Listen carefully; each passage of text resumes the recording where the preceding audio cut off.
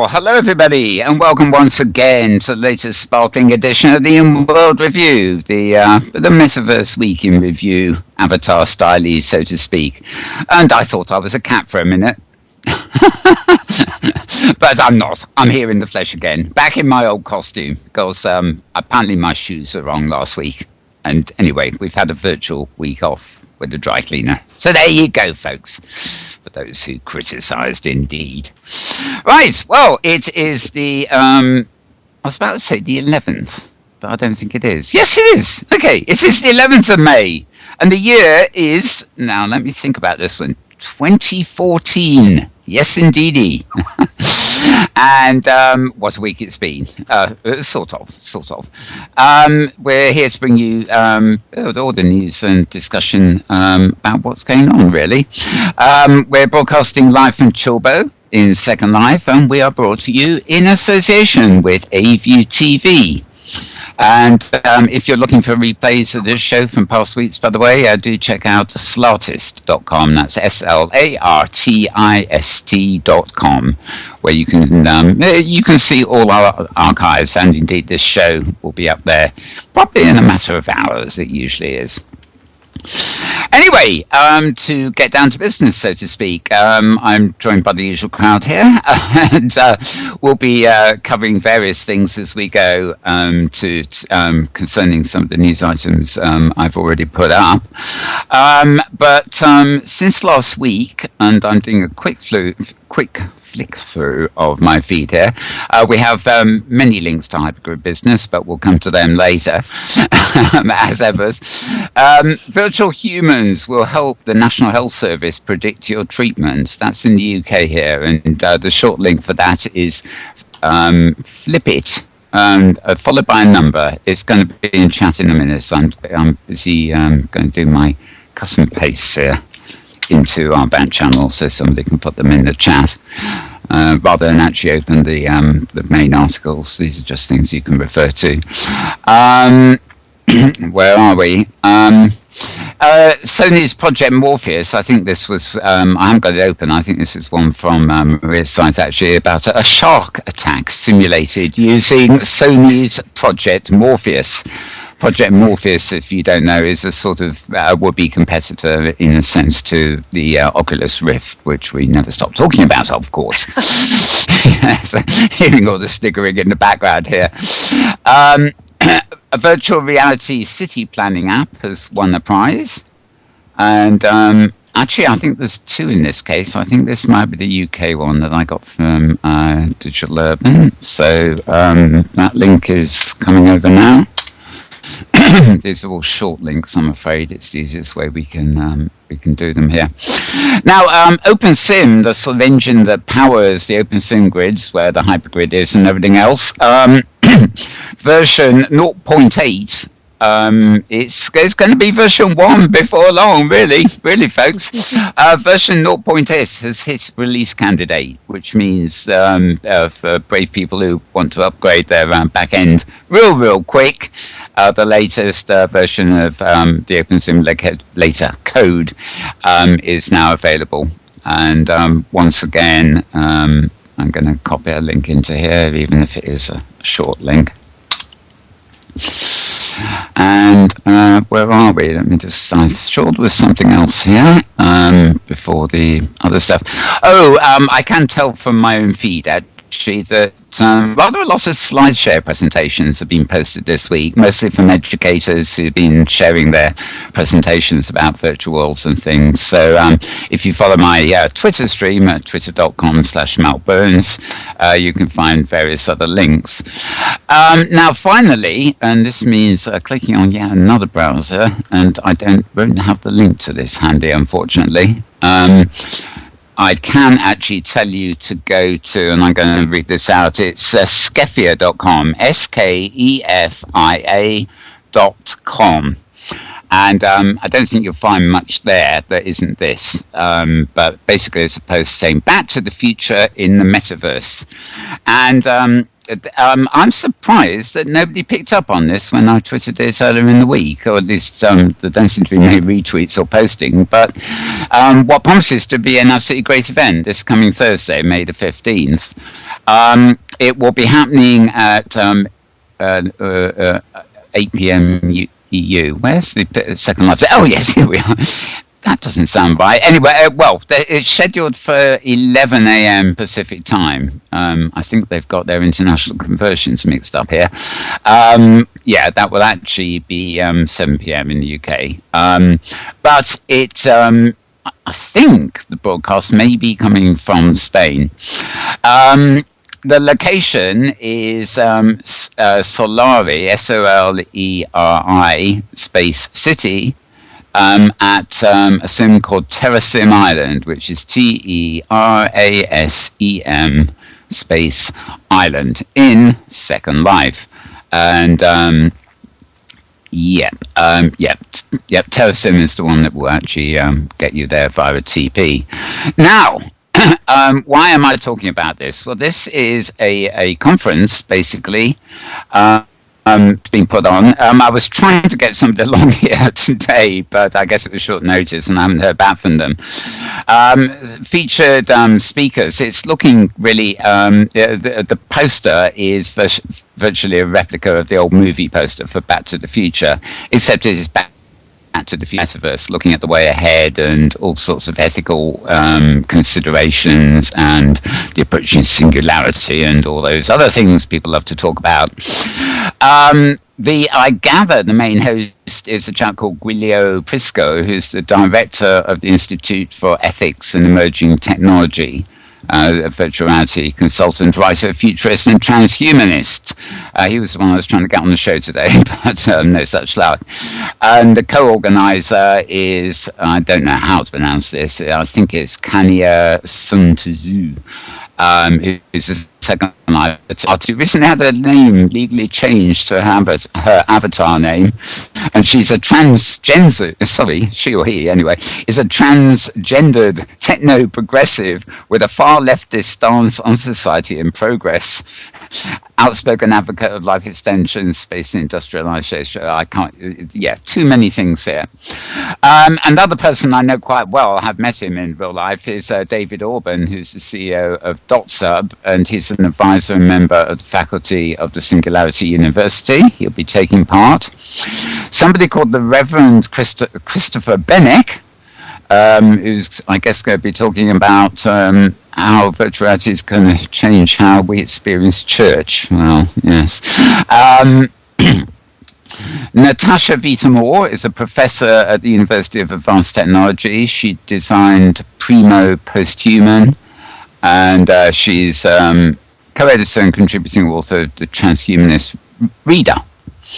A chap called Steve Larson, also, who's the co-founder and project coordinator for the Open Worm Open Science Project, which aims to reverse engineer a whole organism into a silico digital model. But the person you're waiting to hear for... Oh, no, there's one more first. Ben Giordzile, I think. Currently the Vice Chair of Humanity. Somewhere. It says US, China, Australia, and New Zealand, but he can't currently be in all of those countries, I'm sure.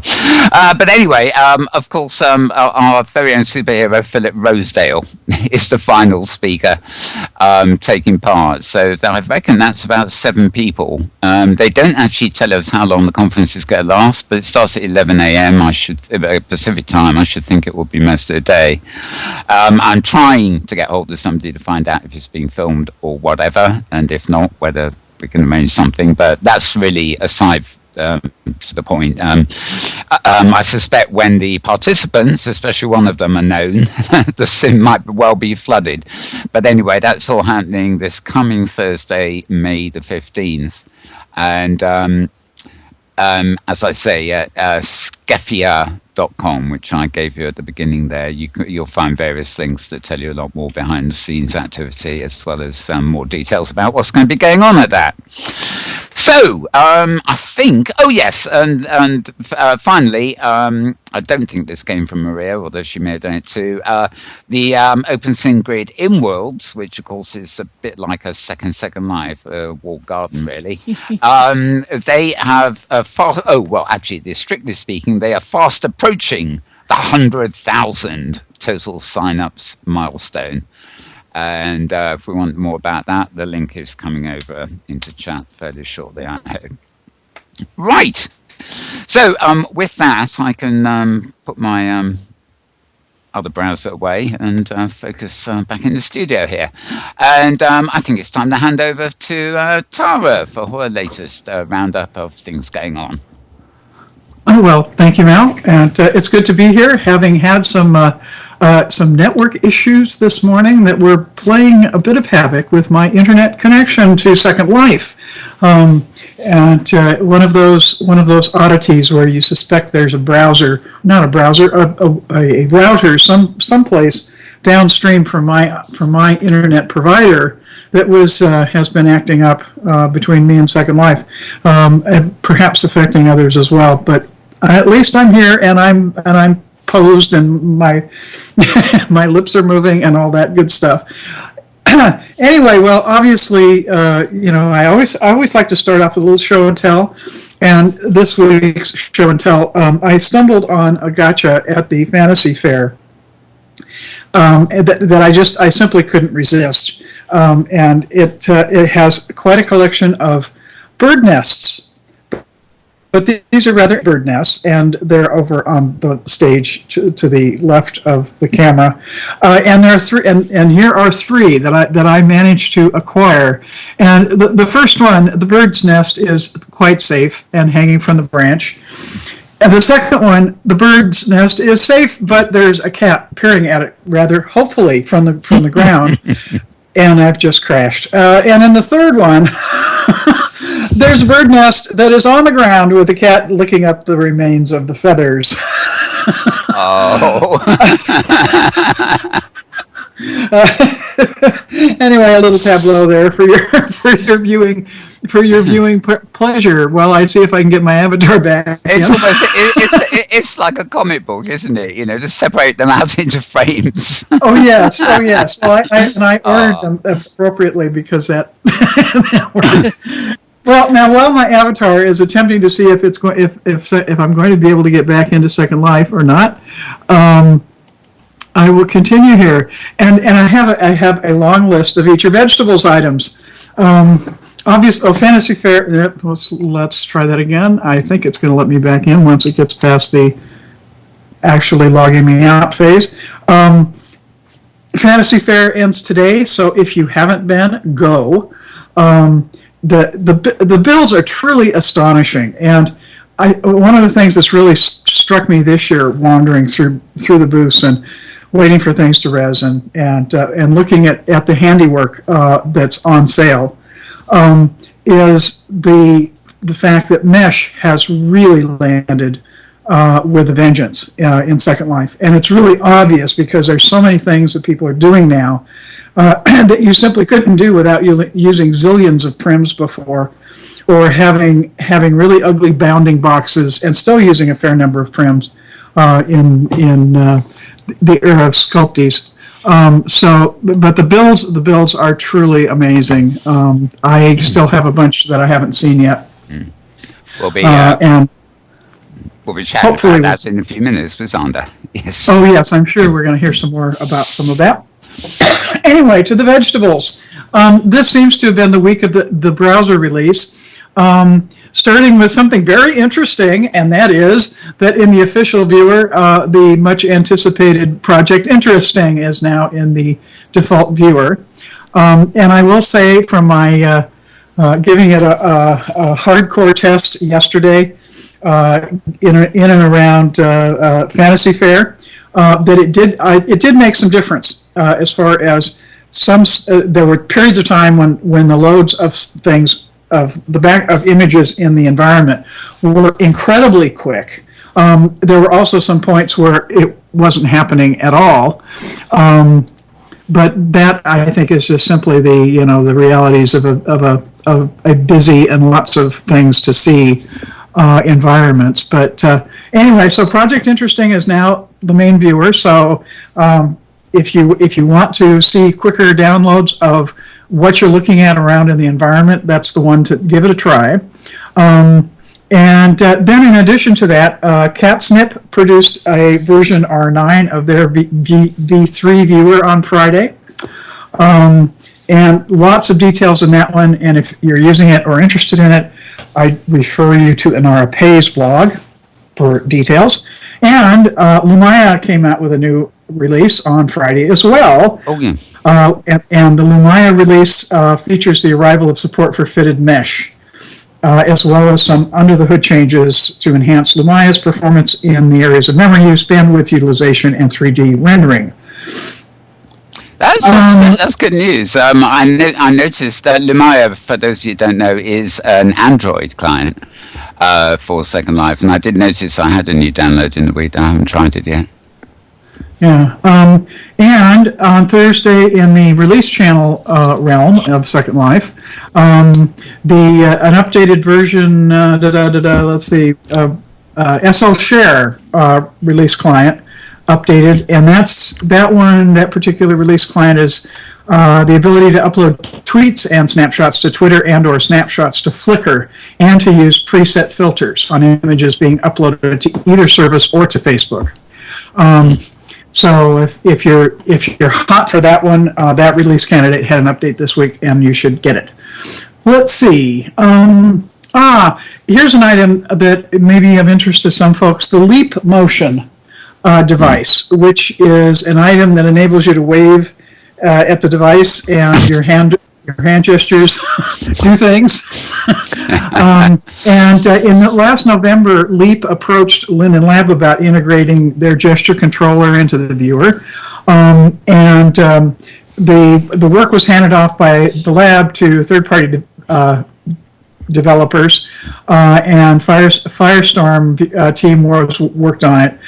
Since then, the work has been subject to a number of hiccups, including the need for Leap to update their software. As it stands, the work is slightly stalled as the Firestorm team no longer have the resources needed for the work. So a call has gone out to third-party developers who are willing to take a lead in bringing this work to fruition. So if you know anyone who's interested and is in the third-party developer camp, send them, probably have them get in touch with folks who are involved in Firestorm.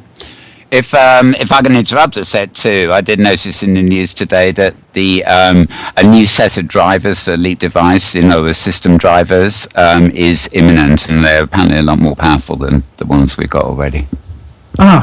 Good. And for anyone who's wondering, I'm still attempting to get back in, but whatever has been playing havoc with my day. What they're wondering is what the heck I'm doing with the camera. Well, we could switch to Maria while you're trying to get back. I've only got a couple more items, and then I'll turn it loose. Right. Okay, and one more thing. This one I have to laugh at. This is an interesting bug that apparently has resurfaced, and this is known as the Hotel California bug. As you can check out any time you like, but you can never leave. And specifically, what this bug is one that results in you leave. You go in. You want to add a new group, but your groups are maxed, and so you leave a group, and then you try to join the group you're trying to join, and it won't let you. That's the Hotel California bug, and apparently they thought they had it fixed, but it's resurfaced again, and so they're looking at it again. So just be aware, that's the Hotel California. I've discovered another Hotel California bug, oddly enough, and that is the fact that we all know how long it takes to log into Second Life, but on a couple of occasions recently, it has refused to let me log out. It's a new feature. Some of us have also had that experience. Talk about never leaving, yeah. They must be desperate. Well, it's still not letting me back in. So anyway, on that note, Mel, I am going to toss it back to you. I suspect my next little bit here, which is kind of some stuff on high fidelity and Oculus and all of that, can wait until later if there's time. It's not anything new, particularly. It's kind of interesting side notes. So. Okay, great. We'll bring that into the techie bit a bit later. Right, before I hand over to... I would add, by the way, that I did actually download the new SL client, and it's very rare for me to use it, but I did use it to trot around Fantasy Fair, which we're talking about before long. And it did seem to work reasonably well. I mean, probably as well as Firestorm. and indeed it was interesting, of course. And that seemed to work quite well too. And also, everybody was telling me you can't also draw distance in Second Life, but because you don't have a slider, but you can actually do it in preferences. So I was able to up my draw distance fairly satisfactory, so I could see across the Fantasy Fair sims at least. So it does seem to be functioning reasonably well. Of course, I was lost in it, so I couldn't find where anything I wanted was, because I missed a firestorm. But I did discover my Facebook button, and that actually is something I really don't want, but it's there. Anyway, as you probably heard in the background, we are joined by Petlove Petshop. So hi, Pet. Oh, hello. And we also have Zander Green with us, who's going to be, I'm going to be getting him to talk after Maria about Fantasy Fair and all sorts of other related things. But first of all, I think it's time to go over to Maria and get all her headlines, including all the ones I haven't mentioned because they come from Hypergrid Business. All right. Okay, so we have... it wasn't that big a week this week. Oculus Rift, as you mentioned, was in the news a lot. A lot of people coming out with Oculus Rift applications. Two winners in the architecture space. You mentioned one. It was in New York. This was a kind of a startup competition, like it was a TechCrunch hackathon. And you had like a weekend or a long night to build a new app, and they built an app that lets you visualize what buildings were going to look like before they're built. And the reason was that this university built a new building, and the new building blocked the view of their observatory. So so it was like really bad planning. But when you're looking at two-dimensional plans, it was really hard to see what was going to happen. But if you put on the Oculus Rift, you can look at it from different directions. You can see what's going to happen to line of sights. And something similar in Vermont, a group won a $70,000 prize, 25 of it in cash, the rest in in-kind grants like free office space and stuff like that. And they had an architecture app that would put you actually immersed in the architectural environment. And other architects are already doing the same thing. Arch Virtual is the big one. And I've run a lot of their articles on Hypergrid Business. So we're starting to see movement beyond just the early adopters to a lot of different, it's bubbling up in a lot of different places in a lot of different ways. So very interesting. My personal favorite was the bird simulator, where it looks kind of like an exercise machine. You know, where you lie in an exercise bench and you raise little weights with your arms. So here you're lying on your stomach, kind of like in a bird position. You flap your arms, and there's little things attached to your arms that you flap. And you're wearing the Oculus Rift, and there's a fan pointed at you, and it feels like you're flying like a bird. And I thought that was just the coolest thing.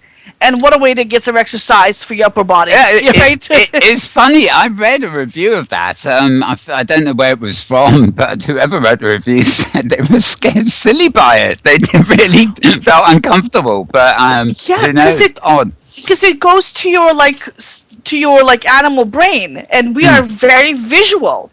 So when we see something, even though we know we're not really seeing it, the back part of our brain that's responsible for our phobias still thinks it's actually happening.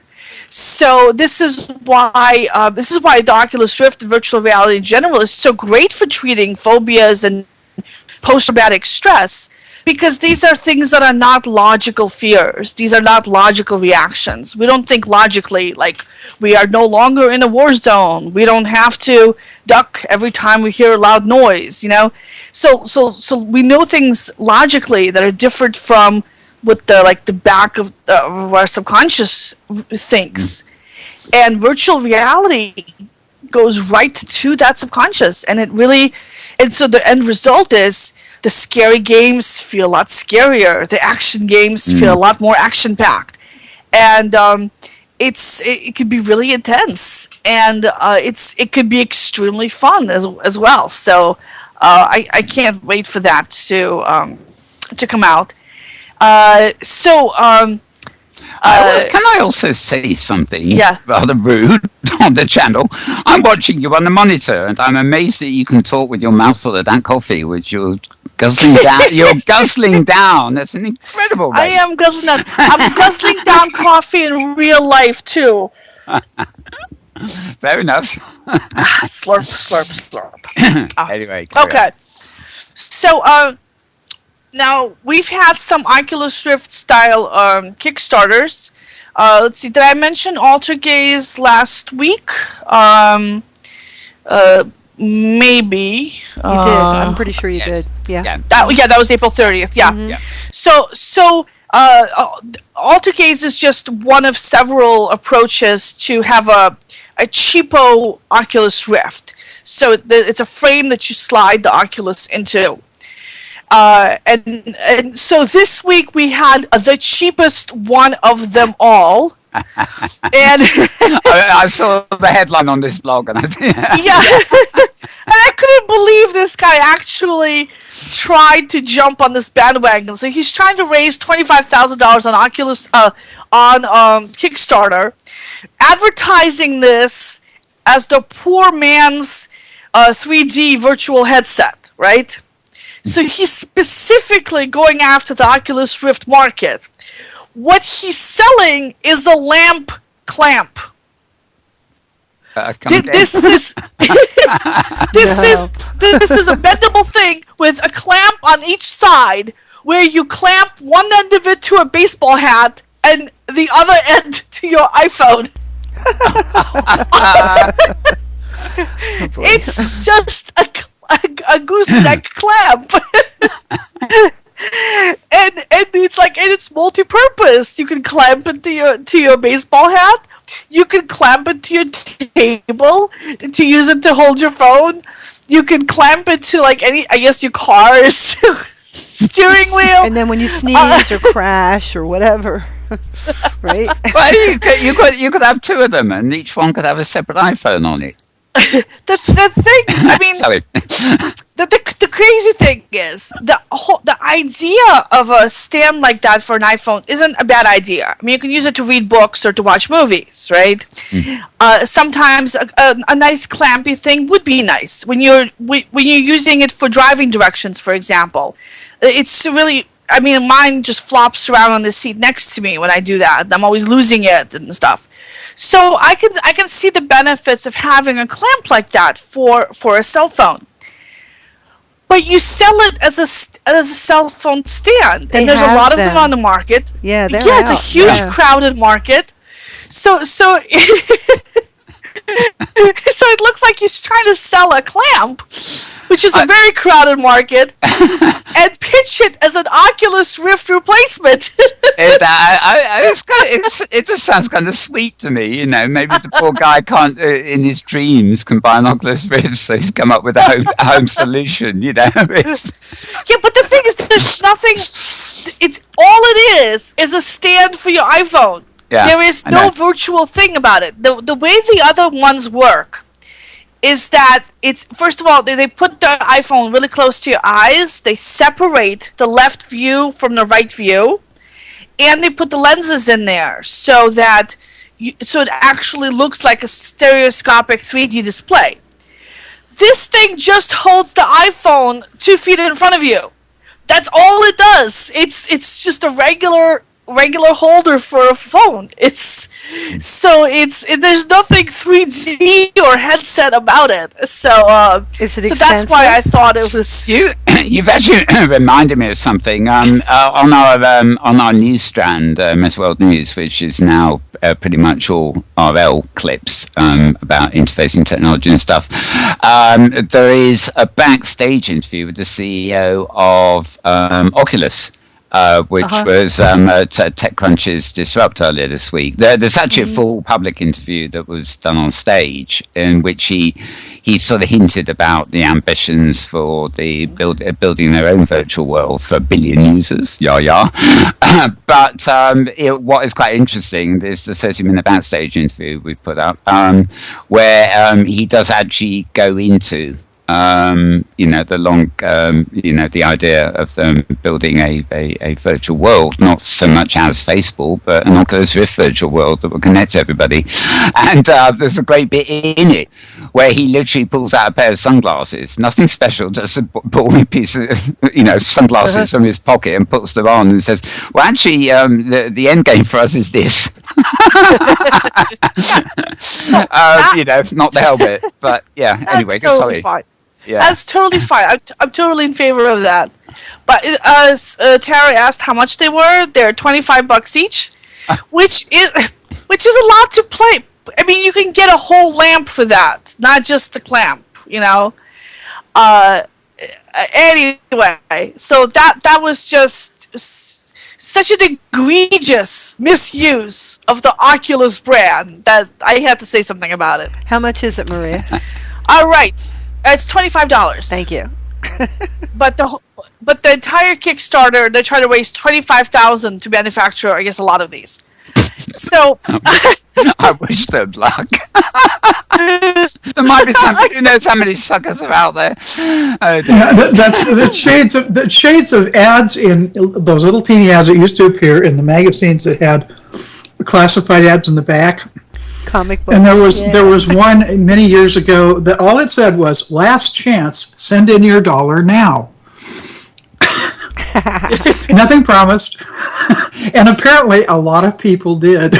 I remember the old Marvel comics, imported from America of my youth, and they had these adverts for X-ray specs.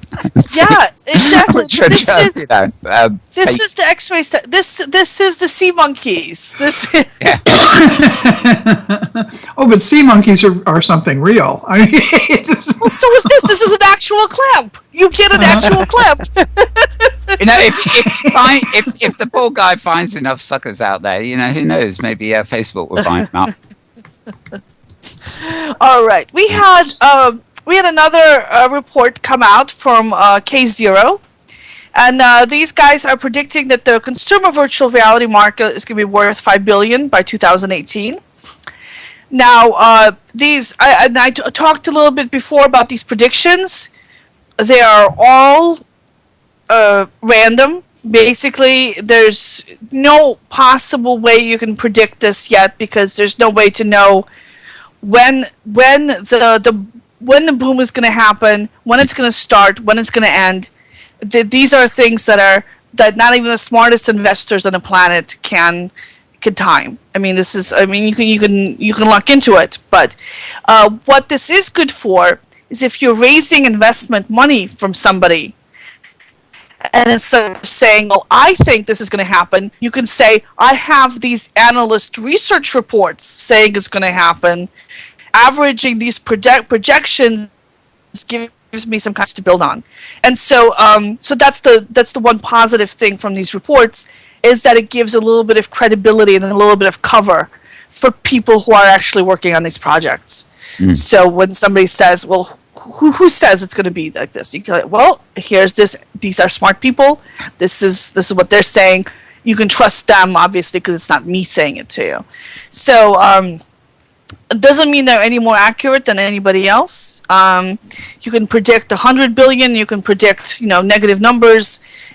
It's all equally likely to come true from where we're sitting today. Mm. But if you're looking for something to base your business plans on, we got a little bit there. Yeah, I think it's very K0 actually do very good charts of statistics and information. Mm-hmm. But yeah, they know their way around the space. Yeah, this is clearly kind of speculative, especially when you pin it down to a timeline. But yeah, I know what you're saying. But if you're going to be going with speculation, they're one of the best people to go with. Because they've been covering this for a while. They know these vendors. They know the buyers. They know they've been covering the space for quite some time. Okay, so let's see. We have. I had a couple of opinion pieces. One was some reasons not to meet in a virtual world. And the reason is because I am doing an article right now about enterprise uses of virtual reality for Network World, which is a big technology publication. Yeah.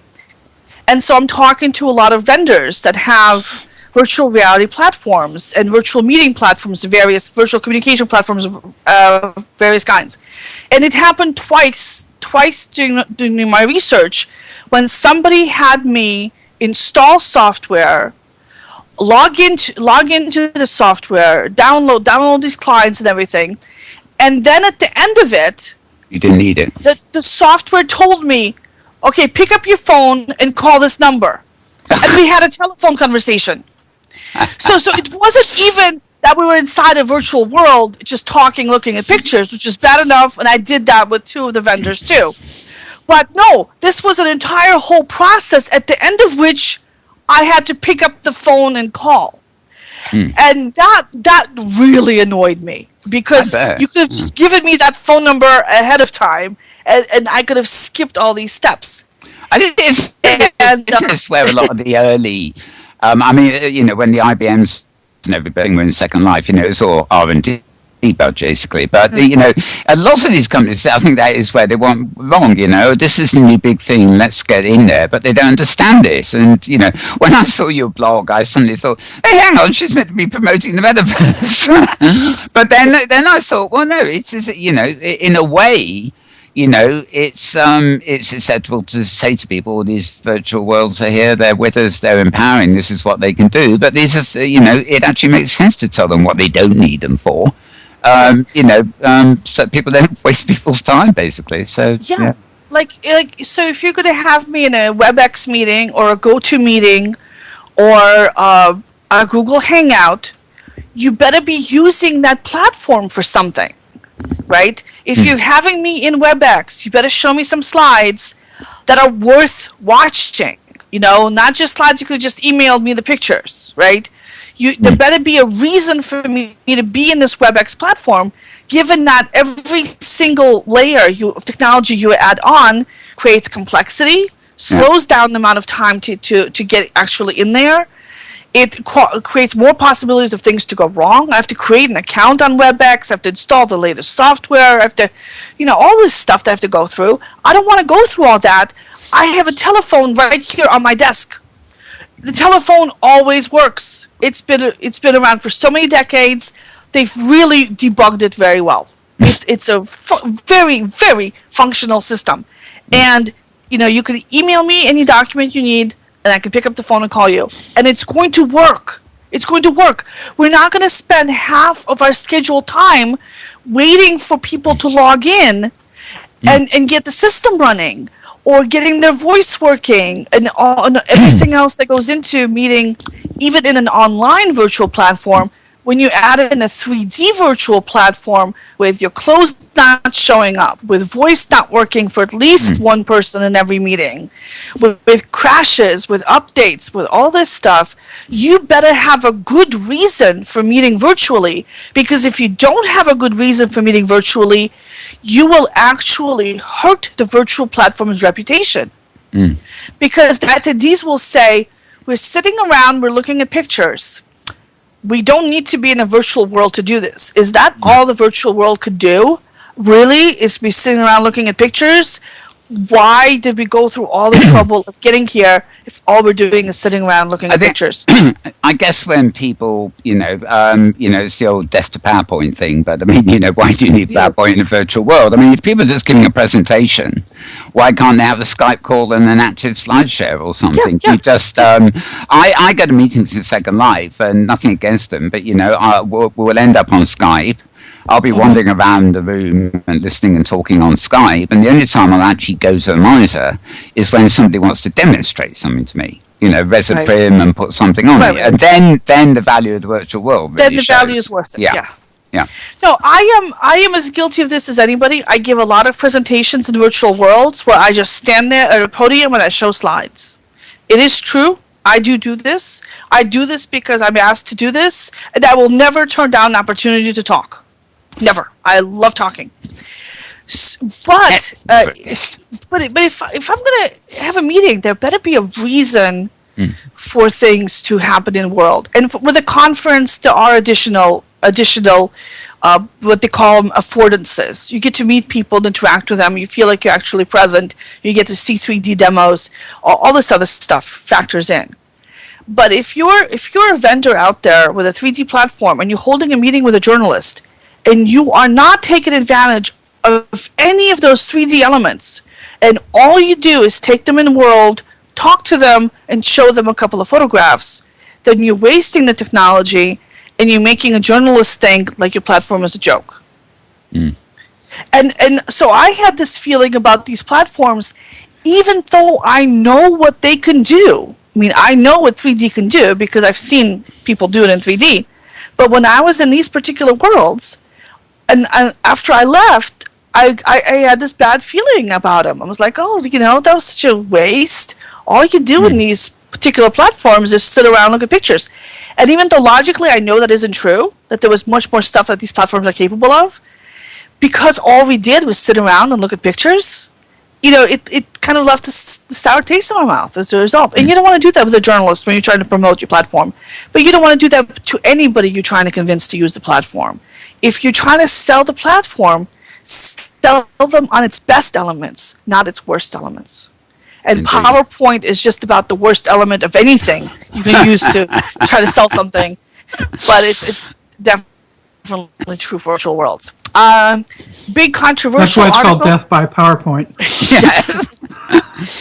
The biggest controversial article on the site with 77 comments was about how to count Kitely regions. and every single month when I put out my stats report, somebody always complains about how we count Kitely regions. And Lawrence Pierce, the guy who moderates the comments, finally wrote a little article about these are, giving some reasons why these are real regions. And the comments just exploded over it. And so whatever hopes he had of putting this conversation to rest, that really backfired.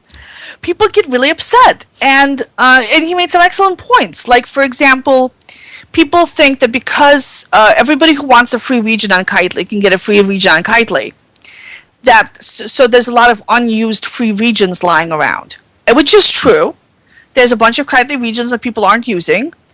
But a lot of grids have regions nobody's using. In particular, Science Sim had 1,000 regions nobody was using. They were doing it as a test. They were putting them on one server to see how it would scale. So for several years, they had 1,000 regions on a grid that nobody ever visited. But nobody ever complained. It was a non-profit grid, so nobody cared, Yeah. But when it's a for-profit competitor, all of a sudden it's like, oh no, that's not a real region. So things like that. That was the big argument there. And I think a couple of grids were like, well then, if that's the case, I'm just going to start giving away free regions to everybody. And I'm like, go ahead, start giving away free regions to everybody. The more the merrier. Yes, indeed. The more the merrier. We need people to come to Virtual World and start building stuff and creating stuff. Give away free regions, and they'll start doing that. So go for it.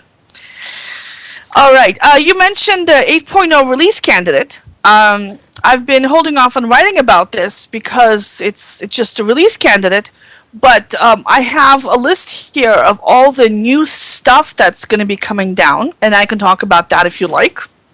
Okay, let's come back to that later. We can come back to that. It's probably quite a detailed list, yeah. Yeah, it is a very detailed list. Yep. People have been emailing me about custom viewers for the last few weeks. And custom in OpenSim, if you want to log into a grid, you have to select a grid from the grid manager. And if the grid is not in this grid manager, you have to manually add it. You have to go into preferences, go into OpenSim preferences, and add the grid. And every viewer has a different process for adding the grid to the grid manager too. So it's very cumbersome.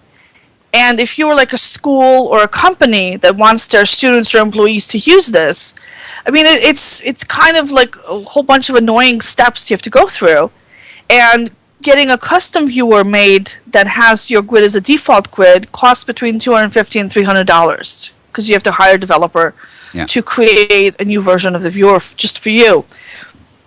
And so I'm constantly getting emails from people saying, "Isn't there any way to make this easier? Because it is so hard." And Kitely had a system where they had a little plugin that would automatically launch their viewer pre-configured, and you would log you right in. And Inworld Studio also launches the viewer and logs you right in. So I was thinking, couldn't this be, the base of something? And apparently no, there's a whole bunch of security reasons why you can't just do that for viewers anymore. And Kitely had to turn off their plugin. And so the other solution is to create like a Second Life URL kind of thing. Instead of Second Life : / and the address, have the hop, HOP : / and the OpenSim address. And this was kind of like half developed, and then it got broken with every new revision of the viewer, and nobody kind of kept up on it. So one of the viewer developers might take a look at this again. We'll see what happens. My suggestion is just... Couldn't this be... Well, there's two things here. There's... firstly, you'd think that could be addressed with like the OpenSim Hypergrid Destination Guide, where the link will go to a login URI. But I noticed in Second Life, and I think it's in the OpenSim viewers too, if you go into the debug settings, you can actually change the login URI from Second Life to whatever OpenSim you want. You obviously got to do it once, but then your local copy of that viewer sets that login destination as the default. Right. So if it's going to be the same every time, you don't need to go through all the grids. Yeah. So if you have 100 students, you can manually go around to each one's computer, install the OpenSim, the viewer for them, and then do that debug setting for them. Yes. But I see what you mean. Or you have to explain to the user how to do this. Then the problem is that these are new people. These people who are totally new to OpenSim or Second Life. They don't know anything about the viewers, and you give them this settings screen, and they're like, this is so scary. So that's what they're trying to get around. Now, I think that one kind of intermediate step is, like when you log into Second Life, one of the things you can choose from is your starting region. You can choose last region or your home region, or you can choose to type in a region name. So my question is, why can't you have the same thing for grids? Like choose one of these grids or type in your own grid URL right there on the home login screen without having to wander through the various permissions and settings and everything else. So obviously it's not a complete solution, but instead of having to tell users where to find your preferences and your OpenSim preferences and your grid managers, you can just say, okay, here type in your avatar name, here type in your password, and here type in this login URI. Got you. That's it. And you're in. So at least it will save them like three different steps of going through the preferences. So, or the other possibility is that we get a crowdfunder going and have somebody build I would really like to see the hop, the hop thing fixed or something like it. Is that the same? Is that the same as the logins that are at HG dot something or other coordinates? No. No, that's the with the SL URLs, with the Second Life thing, you put a link in your viewer in a browser. You click on the link, and it launches the Second Life viewer and logs you into that particular region. Yeah. Or if you're already in Second Life, it teleports your avatar to that region, right? Yeah. So the idea is to have something similar for OpenSim, where you click on a link, and it pulls up your viewer and logs you into that particular grid. Or if you're already logged in, it teleports you to that address. Yeah. And so it's right now it's half implemented. It's not fully all the way there. It'd be really nice because then you can tell people, download and install this viewer, then click this link, and you'll be at our meeting. And click this link, or you'll be in the classroom. You have to bear in mind all the different viewers too, because Slurls always shortens Second Life, not Firestorm, for example. And my habit actually of interest is if I see a slurl on the web, I simply copy the slurl to the clipboard and then switch to my viewer and put that in the address bar, and it will take me to that destination. Well, actually, I do the same thing because the slurs never work for me for some reason. but no, the idea with OpenSim isn't to use slurs because slurs go to Second Life, but to use the hop thing instead. Yeah, great. Which is specifically designed to work with OpenSim, and it's just half programmed. Now, once somebody builds it, it's easy enough to port it to other viewers because it's open source. They can just copy that code over. And add it to the viewers if it's implemented nicely and it works, and then they can just take it because it's all open source. But it would be nice if people got together and did it. All right. So what else? I agree. I mean, that is why we have the hypergrid in a way. I just log in one place and jump. But I know what you mean. And custom viewers, of course, are an entirely different thing because presumably they want to not only take you to a given destination, but also have a viewer that's honed to their activities. Right. Yeah. And so let's see. I wrote about net neutrality this week. There's May 15th. There's it looks like there might be a decision by the FCC, and that's a huge debate. And I have a lot of opinion about it. And the only other little thing that the tank simulator by the Norwegians. This was a really cool. Did you guys run this video? Which one was it? The Norwegian tank drivers. I'm not quite It's really sure. cool. So you're sitting inside this tank. You can't stick your head out to see where you're going because you'll get shot. So you put on the Oculus Rift, and the walls of the tank become transparent. Isn't that cool? Because they have the cameras on the outside of the tank. Yeah. And you put on the Oculus Rift, and you can just see in all directions. Oh, so it's really cool. And actually, it needn't just be tanks. I mean, for driving all sorts of vehicles, I can see how useful that might be. Well, no. Other vehicles have windshields. I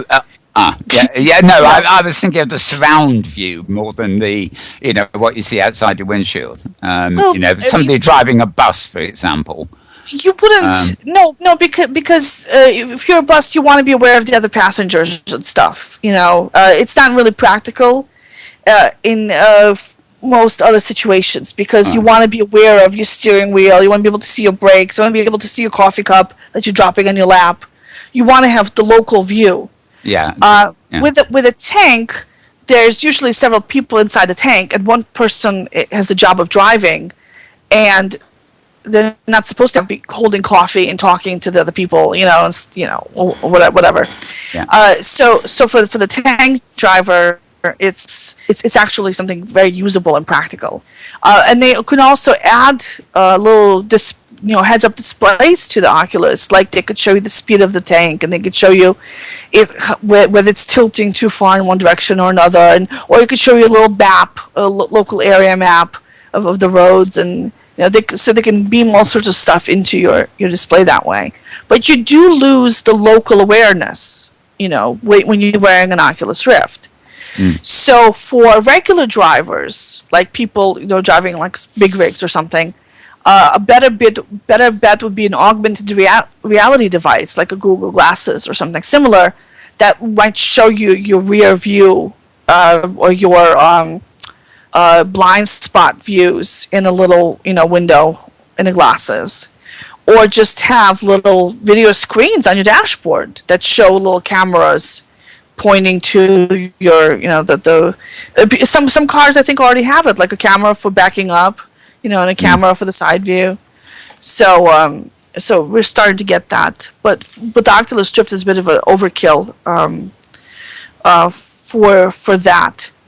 Okay. So the two things that are like the big discussion topics are net neutrality and how that's going to affect virtual worlds, and all this stuff that's coming up in the 8.8 release candidate of OpenSim. Right. All right. And we can come back Well, to this. yes, we'll come. We'll come back to the OpenSim roundup and the thing about net neutrality, which is actually very curious for me because we don't know what's going to happen at our next election in the UK. We think we've got it bad at the moment, but there's a party here in Britain who are making a lot of traction, basically personality driven, called UKIP, which stands for UK Independence Party. And the thing that's got me most worried about them, I mean, I'm a globalist, so I don't want to sort of getting out of Europe or something, which is their idea. But of course, as being in Europe at the moment, net neutrality is actually enshrined in law. So we have that system in place, and we can't get out of it. So it's short of leaving Europe, I guess. Yeah. So it's really odd. It's really odd to have the American situation possibly drifting in the other direction. But we'll come back to that. Let me bring into the conversation because he hasn't had a chance there. We've got Zander Green with us. Hi, Zander. Hello, Mel. Right. You asked that. That's what I needed to know. Silence. Now, you've been on this show, of course, plenty of times before in the past, mostly because of your involvement with Relay for Life. And I know for various reasons that this year you are not exactly as actively involved as before. But this put you in the unique position of being able to do things like go to Fantasy Fair and see it, as opposed to... What an to amazing experience. Yeah. Instead of hanging out on the back end, attending to everybody's whatever and not even seeing the thing. So Tara's already mentioned, the lovely mesh builds and things like that. But maybe obviously you've got an eye on the Relay for Life events, and this was one of the major ones. But maybe you'd like to start with your views on the Fantasy Fair as a punter, as we say. As a tourist, proper tourist, just getting to wander about and experience it. After 6 years behind the scenes as an organizer, and finally getting to do the one thing I've never actually been able to do, which is to go out and see the fair. So just to teleport to the Sims and to explore them, not having seen them evolve, not having watched the sausage being made, to get to go through the hunt fully. And to have that experience, to have an experience that now thousands of people have had over the course of these last 6 years, just that wonderment of the discovery, it has been such a gift, and it feels like a payoff in some ways, just years in the making. It's also given me a chance to take an objective look at the fair and really spend some luxurious time dreaming about what might yet be possible. So I'm coming back to my post at Fantasy Fair Radio in 2015, and I'm very excited already by some of the programming ideas that are starting to take shape. This is something we've added in to give the fair its own broadcasting voice and utilize the abilities of Inworld streaming and webcasting, gridcasting, to help to tell the story of the fair and get those messages, all important messages about Relay for Life out there. I'm really excited by what's already taking shape for the plans for 2015. But yeah, to take a year and step back from it, it's absolutely necessary, and actually I think a very positive thing too. So Andy, I mean, I totally agree with that, because there's nothing worse than like being heavily involved in something from one angle to the point, that you're almost not aware whether you're actually satisfying the public anymore, because you're turning it out and you're not experiencing it as the end user does. So, it's always nice to be able to step back and sort of see the end result and think, is this really what we were doing, or could it be better, could it be worse, etc., etc. But what did you find there? What did you find there that was particularly interesting? It's been, we've seen blogs all week. We've had a few video clips, stunning pictures. I've got to admit, I was there quite literally a limited time in the interesting viewer. And I flew around as best I could, changed into the old cat avatar to be as lightweight as possible. Every time I landed, I was faced with another shot or another shot, all fairly well disguised from the air. And, but there was no way I had time to go into all these things. So I really sort of did do the flying tour. But it struck me as last year and previous years, in fact, it's all one complex of sims, but the environment just changes wildly as you move around to different builds. And the thing I think they really achieve from a modeling landscape point of view is the way it all blends together, and yet can be completely different too. The only drama you really notice is when you cross a region and you get a new wind line setting or something. But I mean, other than that, you can generally just walk around and just fall over a hill or something, and you're in a totally different environment. But it all seems to blend together quite well while you're walking and things. So I think that in itself is a sort of achievement. I agree. You're talking about 11 of the most visionary, creative world builders in all of Second Life, including Alia Baroque of Fallen Gods, Marcus Inkpin and Sharni Azali of The Looking Glass, Rin Verwood of Solarium, Beck Janis has done a marvelous steampunk sim this year. There's just 11 of the most brilliant, creative geniuses in Second Life, and they come in and they're given a full region, a full sim, and of course, all the sims border one another, as you say, and it's really been fascinating to watch over these years, and some of them are now returning, having done this being their 6th year in some instances of designing a sim, and their endless inventiveness of interpreting the commercial concerns of trying to put 30 some odd merchants on each one of these sims, and the different sizes of shops relative to the size of the donation that the merchant makes in order to secure a shop on the sims. But many of them have been doing this for so many years, and in some instances they weren't known to one another personally. Their work was known, and they were maybe fans of one another, but to watch as the whole thing has been about evolving and growing a community, and it starts with that community of these incredible designers, and as they all come in, of course, they all start working months out from the time the actual sims are delivered to us. They're already at work, some of them back in the fall of the preceding year, to begin to develop their concepts. But once they all come in and start loading in and setting up on the sims, it's fascinating to watch as they'll kind of be inspired by one another and say, oh, I love the palette that you're working with right here on the border. Let me blend some of your colors into mine. And so, as you say, it's that melding of all of these disparate worlds into a coherent continent that is just fascinating to watch. And I think this year really possibly, every year I say this, it's better than last year, but this year I think the way that they've managed to define these borders and these blends to one another's realms, I just think is phenomenal. Tara was saying earlier, the incorporation of mesh and the creative and technical promise that technology represented. I think these things have really come to full fruition at the fair this year. I really think you can see people utilizing mesh for what mesh does best, and sculpt for what it does best, and the Petlove by God Prim still has its role to play and its place in any creative toolbox here in Second Life, and you see, I think, all of these designers using the right tool for the right job. The fair, I think, is a perfect example of something that Marie was touching on earlier about utilizing the 3D web for what it does best, and not trying to do in a 3D environment what you can do perfectly well on the 2D web. But I think the fair, it's interactive, it's immersive, and it's narrative.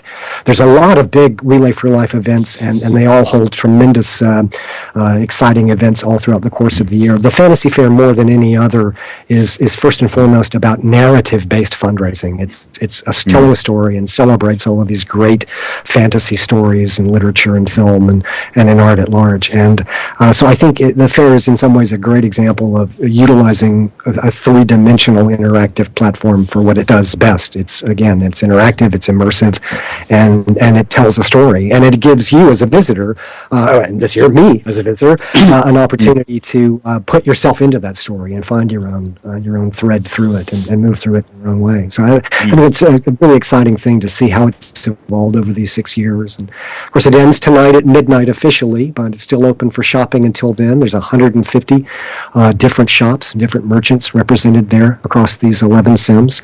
The Hunt actually this year has its own sim. I was going to ask about that because we've been getting daily bulletins from Elric and Elric voicing Professor Timmons and stuff like that. There was even one today that hasn't even gone up yet. I don't know whether it's the last or the second from last, but we haven't had time to upload it yet. But it's fascinating, especially Elric coming in with his serious newscaster voice and so bringing the news. It feels very much role play, of course, but other things I'm sad about in a way is that that is such a marvelous annual event, let alone this year specifically, that you almost feel it ought to be open for a month, not 10 days or whatever. And this year, one criticism almost is that there's just too much going on. For anybody who had anything else to do over the course of the previous 10 days cannot possibly have seen all the Fantasy Fair, let alone done the hunts. But how was the hunt thing? Amazing. I wasn't entirely sure from watching the videos just how everything sort of fit. Although as a machinima, I quite enjoyed watching the videos. But presumably it was a interactive thing where you were taking part in the hunt. Did the videos actually form an important part of the hunting process, or? Very important and a real game-changing advancement of I think, hunt culture here in Second Life with this Palace of Tears adventure, which the Fantasy Fair hunt team put together this year. David Abbott, who some of the viewers may remember as the writer of The Blackened Mirror. And Dave is just an incredible wordsmith and tells a great story. And this hunt began with just a really great story. And then Rin Verwood and Chiron Corabase came in and did all of the build and the tech behind it. And it incorporates, it's a HUD-based hunt. And there were actually 2 stages of it. The first stage takes you around to all of the shopping sims, and you have to find a clue and find a component on each one of those shopping sims, which is great because it gets people out and it gets them exploring the sims and not just going into the shops, but really taking the time to wander through and appreciate the incredible detail and the storytelling that these designers are doing on each of the sims. And then the second part of the hunt takes place on a dedicated sim, the Palace of Tears. And there's just been people running around all over this giant sim-sized palace this entire week. While the main shopping sims for the fair closes tonight, the hunt sim will stay open through next Sunday. So there's another week that people can come and take part in the second part of the hunt. And for having gone through it and solved all of the puzzles and solved all of the challenges of it, there's just an incredible treasure chest of booty that you get at the end of it. Just a huge amount of tremendous gifts and treasures that come from all of these Phelan merchants. This is the Mad P model, isn't it? It's quite a giveaway at the end. You just have to sit there and say keep about 30 or 50 times, which is terribly exciting. So it's a real important part of it, the hunt is, and so it's great to have that sim be able to stay open for another week so that people can have more of an opportunity to go in and experience the level of detail and the level of the storytelling going on there. That I might try and make that, although of course I think I'm right in saying that unless you completed the first half of the hunt, you're going to you can't redo the second, but you can still visit the sim. I think that's actually, I'm not sure about that. No, but I don't my think that's understanding the was case. you can I jump in the second do half. believe the second part of the hunt is indeed a standalone. And I think that's right. I think there's a decrease in the HUD price too. There is a price because it is for Relay for Life, and whatever the price is, it's reduced since you can only do 1 hunt instead of 2. So if you didn't buy a HUD the first week, you will get a second HUD. At some point, the price gets reduced. Yeah. But that's good. Yeah. So no, don't let that stop you. Go for it. And there are quite a lot of things in the. I presume they were in the hunt from what I was picking up, which involve bidding on things too, which of course is a good way of fundraising rather than just pay. really, she says. Maybe I've got it wrong. Maybe it was something else. It's possible. They're very clever. Nikki and the people, as you all well know, are very, very smart and kind to all of us who want to participate. It's just a great system, and they don't miss any bet that they can think of. It's super. They had their halfway there event yesterday. Oh, I was going to. Yes, I was going to. That'll be out on film Mel, soon. I think the kickoff on the hunt was some kind of a bidding thing. Okay. Mm-hmm. That might sounds be it. right. Yeah. But certainly there's lots of kiosks along the way, and lots of RFL vendors in all of the shops as well. So it's a great way to get out and have a true, unique Second Life experience, and know that you're supporting this extraordinary cause at the same time. So yeah, that's so nice. There's a little bit of a guilty pleasure, I think, always associated with spending money in Second Life. So here's a great way to get get wonderful things that you want, and there's nothing guilty about the pleasure at all. You can just feel terrific about it. Yeah, wonderful. Okay, the halfway there fair that you just mentioned. Did either of you go to that? I filmed it. Oh, you have? Oh, wonderful. Yeah. Right, okay, because I've seen a few reports on this, summaries and pictures and stuff like that. So that was over in New Babbage, I believe, wasn't it? No, it was at ACS. It was at the okay, right near the main sim that's open all year round.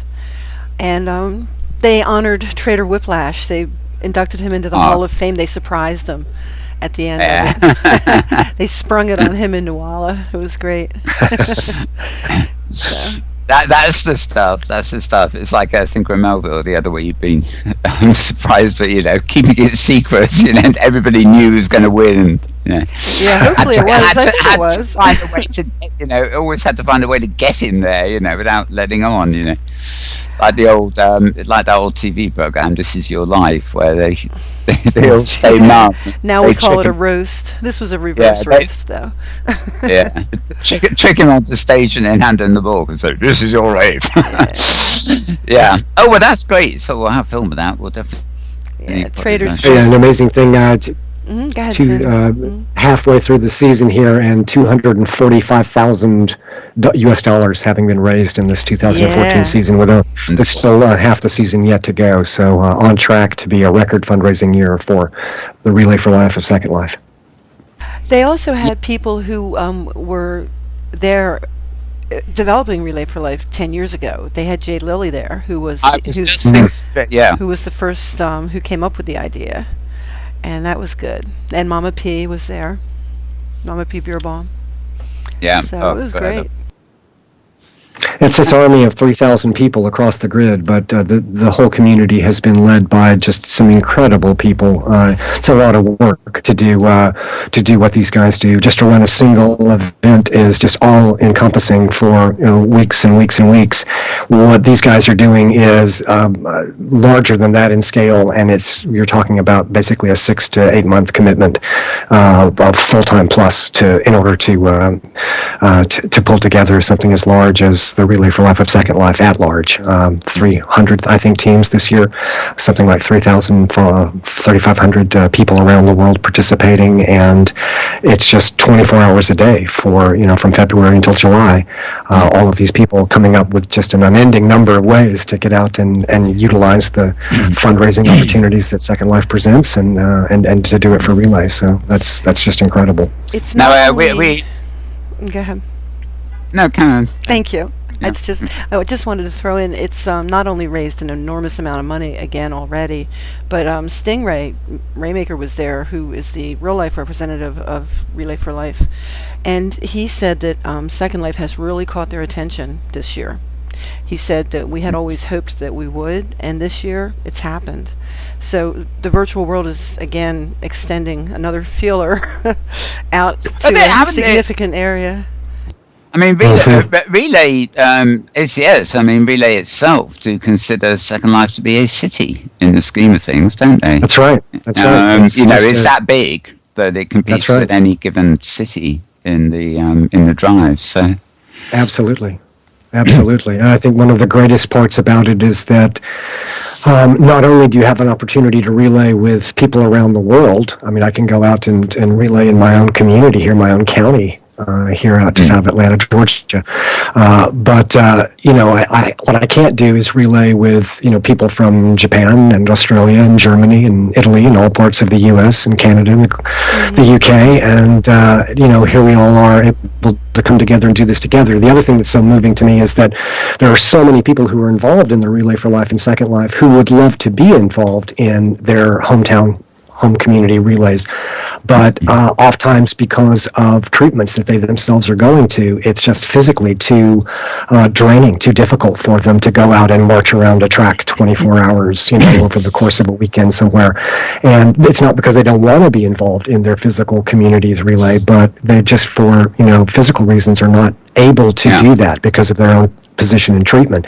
So to be able to provide people with a way that they can, from whatever their circumstances are, to be able to relay from their own home is a way to extend this relay family to people who really should be there and whose involvement is, I think, just very, very important. But again, they're just not able to do that in the physical world. So what a virtual relay does for us is just unique and extraordinary on many fronts. And I think all of that, plus this massive amount of money, is, it really has gotten the attention of American Cancer Society and Relay for Life at large. And the world is sort of starting to sit up and take notice. I keep wondering when, CNN or, one of the other major news networks is going to recognize that this is just an incredible story. Yeah, it's just like another city. I mean, it's it's one of the most compelling adverts for virtual worlds.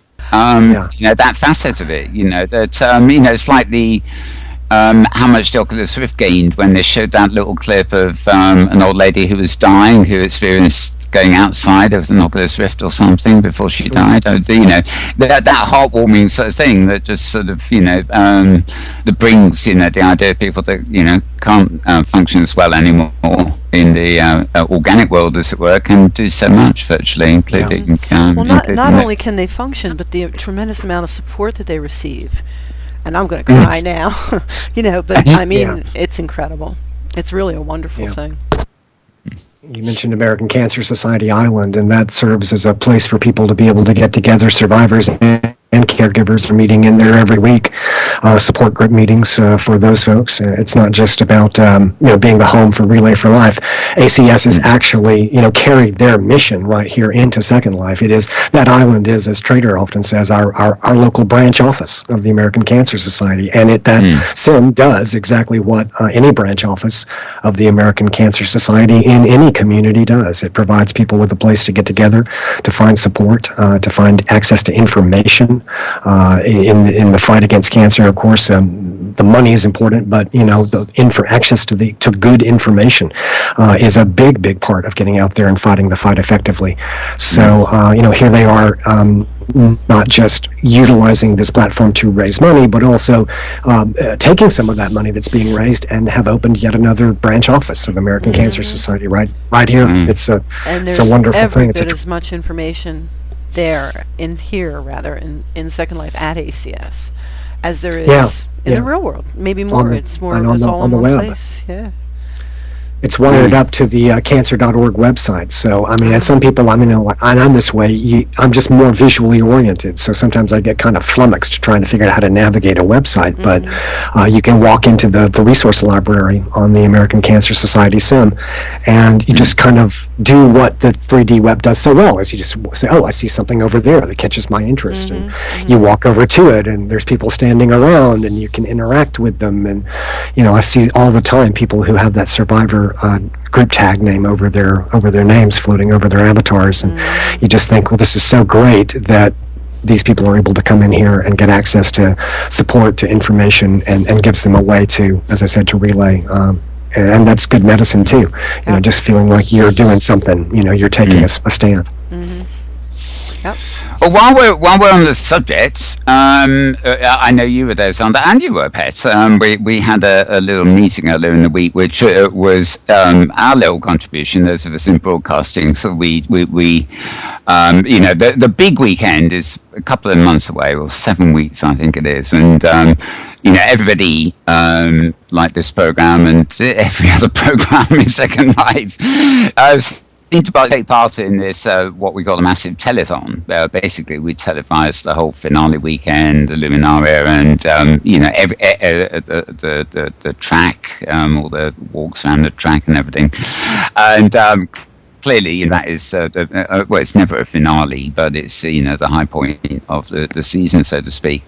And we were the Sims. I don't think will be res till about 2 weeks before, but I could see everybody in Inworld already planning and resing the studio. What we'll do with this and how we blend it and everything else like that. But it occurred to me, 7 or 8 weeks is still, we can't plan early enough, in fact. So anybody out there in the media world, by the way, who wants to be involved in this, do let us know. Let me know, or Safa Kitely or Safa Widdershins or somebody, because we're looking for presenters, we're looking for cameras, we're looking for the works, because it's completely unbranded. There's people from otherwise competing services and things all taking part together, and the more people we can get involved, the better job we can do to push push the message out there. So if anybody's out there and interested, let us know. But also in coming 7 weeks or so, I know you're not organising anything at the moment, Zander, but I presume you probably have an idea of interim events that may be coming up before that weekend. Well, you can always go to relayforlifesecondlife.org and find out all about all of the team events that are coming up, and also about the other mega events, the so-called official events of the Relay for Life season. That includes Fantasy Fair, Home and Garden Expo, Fashion for Life. These are all the official quote-unquote events, and then you've just got hundreds and hundreds of team events anymore. There's something happening 24 hours a day. So that's a great site to go to Relay for Life of secondlife.org, and a great place to find out about all of the host of events that are coming up. And of course, as you say, Mal, it culminates on the Relay weekend, which I believe is July 19, I want to say, this year. And that telethon has become such an important part of telling the story, because we've always had the support of the radio broadcasters in Second Life, which is great, because the music, that soundtrack that keeps everybody's spirits up, is wonderful. And of course, Trader at T1 Radio has been the driving force behind broadcasting the story of the Relay for Life of Second Life. But the telethon really does work well, because as anybody who's ever been in here can say, Second Life is a visual story. You really have to see the picture in order to fully grasp what's so extraordinary about this platform. So at the end of last year, after the telethon, and I had an opportunity several years back to work for a time for National Public Radio in DC, and have a good friend who's a producer up there. And it was after the telethon, and of course the telethon was being broadcast in a loop afterwards, and I sent him the link and said, take a look at this and see what you think. And he came back, and you could see his jaw was on the deck, and he said, "How is this even possible?" Was the question. And so it's going to be out soon. It could well be. It could well be the best kept secret on the planet. May not be so well kept for much longer, because I think the ability to carry the story to an audience that isn't yet in Second Life is where the great growth for Relay for Life of Second Life is going to come from. To be able to translate that story into a way that you don't have to have downloaded the viewer and suffered through the process of trying to figure out how to navigate and all of that now, in order to find out what's going on in here. So I think the telethon plays an important role. You just sit in front of your TV screen and watch it. Yes. Yeah. Why not? Maybe, and with all the second screen advantages we have now with chat rooms, like on the channels and whatever. Yes. Really enhances it as well. And you can always, make a donation without having to be in Inworld in front of a kiosk. You can go to fantasyfairsl.wordpress.com and click on the Donate Now button. That takes you to a secure site on the American Cancer Society's Relay pages. And you'll be able to make a donation to Relay for Life. That goes to the American Cancer Society, and it gets listed to the credit of Fantasy Fair. But whichever program or event you choose to support, it really doesn't matter, because it all goes to the same good cause, to the same wonderful place. And there are actually, as Zander said, an amazing number of events taking place, not just the official ones that you see listed. I mean, I know from incoming video clips and things that we get, most of which are now on the Lifestyle channel, people just dancing and holding parties or holding little fashion shows and things where, I sometimes get confused because it says RFL in front of it. And, it's not an official one, it's just an event that took place where they, collected a little bit of money here and there. Yeah, and sometimes it's not much, especially when you're counting in lindens, but it all adds up. It really does. Oh, gosh, yeah. All these adds up. I love seeing, it's wonderful to see someone give 5,000 or 10,000 lindens, but what I love even more than that is when you see the person who gives 50 lindens or 100 lindens, because that's somebody who probably doesn't have gobs and gobs of lindens in their account, but they're giving what they've got to give, and it's as wonderful as the big donations are, and people can be incredibly generous. It's almost more exciting to see those small donations come in, because in many instances, that's probably the first time that person will have given to Relay for Life, and it's that first one that's hard to get, because once you get that first donation from them, they're going to come back, and I think that's what all of this, because then they know exactly, and then they know also that, and hopefully they hear a message, and that's another lovely thing about being able to Second Life. Someone gives, there's their name right on that kiosk, and I know many times I'm DJing during the Fantasy Fair, and you've got that kiosk out there, and there may be 30 people there, and just one by one the names pop up on that kiosk of who'd made a donation, and so to be able to say thank you to them on air, and I think that means that's great, because they get that little rush of the feeling of you don't get that in the real world. You send your check, and really you did it, but that's about the end of it. But here you get another reason to donate, folks. You get credited and you get your name on there. Sure do. You get stroked. And you should. Yeah, you get stroked. Yes, right. That's the word. You get stroked. Okay,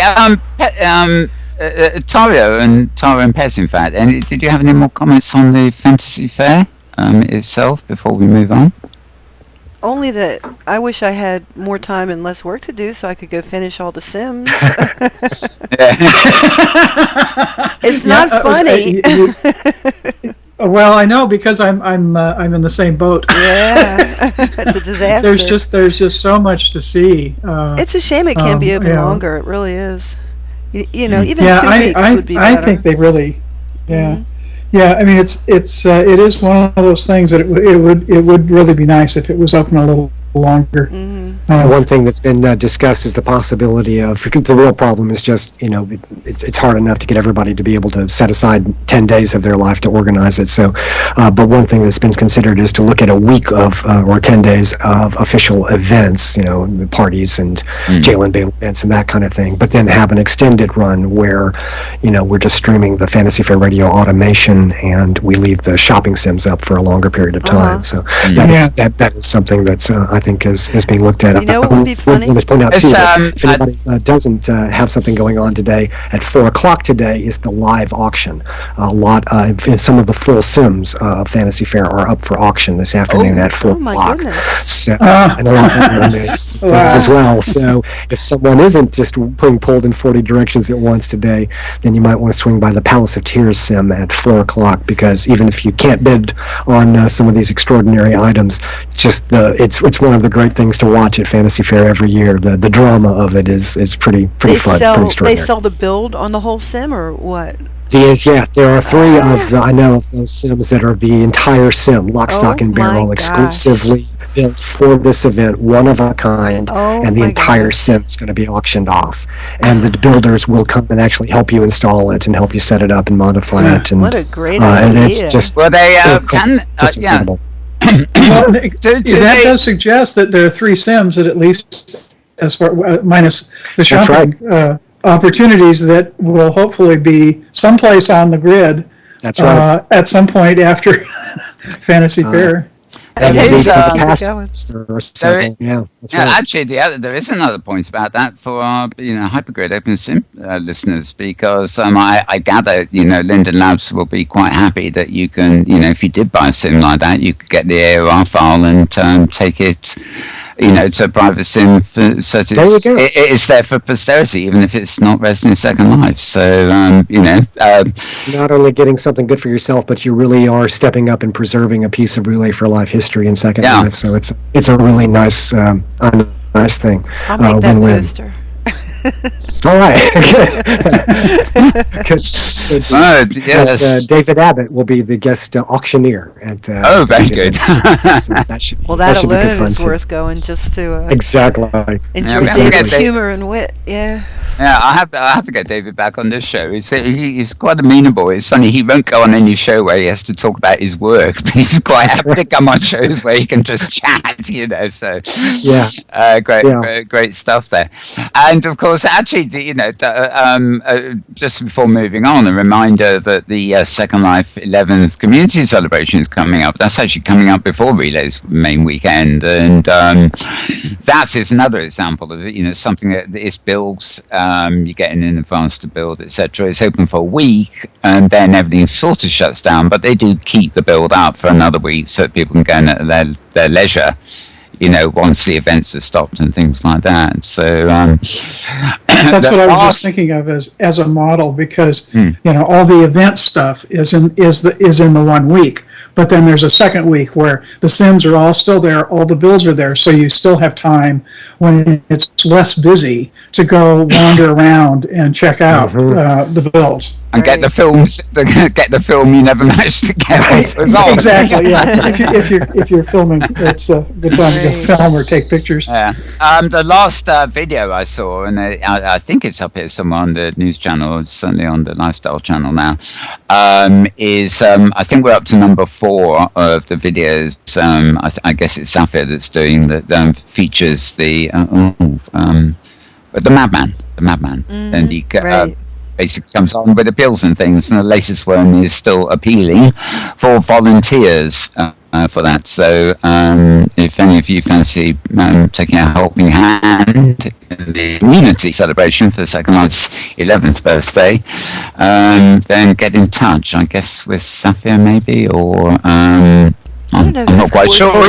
This year, yeah, I don't think it's Sapphire. But you can contact me. I'll pass the message on if you know how to contact me. That is so. One way or another. Okay, let's open up the conversation a bit now. Based on what Maria was saying earlier, we have a roundup, I guess, of the new stuff in the new OpenSim version, albeit release candidate. And we also have, which I think deserves a bit of discussion, it's not particularly virtual world related, it affects us all, and that is the American situation as far as net neutrality goes.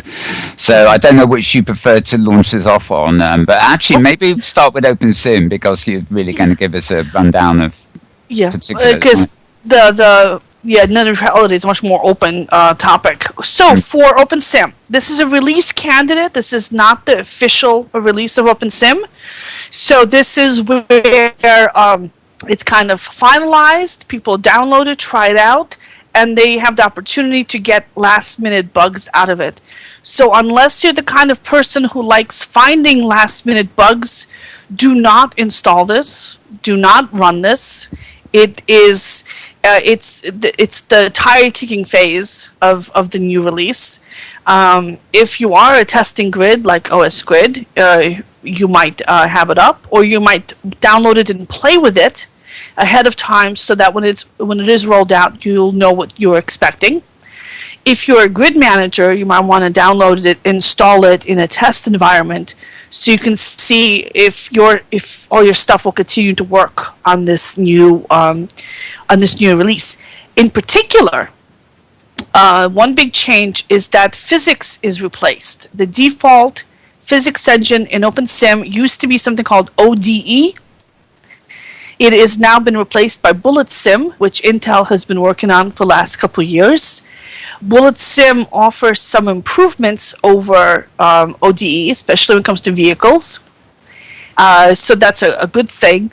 But not everything is going to work the same way as it did before. So if your grid is heavily dependent on vehicles and on old scripts written to be optimized for the ODE, you might want to hold off on the upgrades until you have everything working on the new physics engine, or you might want to, when you upgrade, keep the old physics engine the same and not switch over to the new default physics engine. So there's a setting you can set in OpenSim when you install it, where you can either go with the default or you can pick another physics engine. So you might want to do that.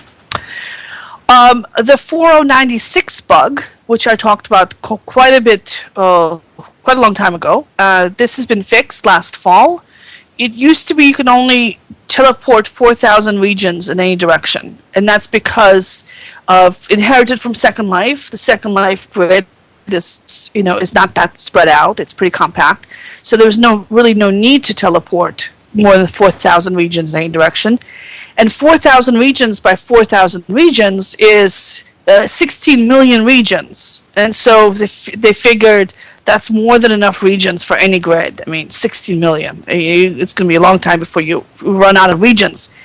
In OpenSim, however, regions, the grids can place their regions anywhere they want on the map. So everywhere from coordinates 0, 0, or 1,000, 1,000, up to 10,000, 10,000, or even further on. The OpenSim grids are really spread out. And so what happens is that you can't teleport from grids on the low end to grids on the high end. You have to jump through grids that are in the middle, or jump through regions that are located in the middle. And even on one grid, sometimes they'll have regions that are spread really far apart, and you can't jump from one end of the grid to the other end of the grid. So that was really unpleasant, and they fixed that. People thought that was a really, really difficult problem that was entrenched into the viewers, entrenched into the servers. It turned out to be a single line fix. So for years of agony and struggle for something that was fixed with one line. Oh, anyway, so it's been fixed. I'm many grids already upgraded to like they just upgrade that particular part of it. My grid Hyperica is running on the upgraded version. It will be in the standard release once that's it.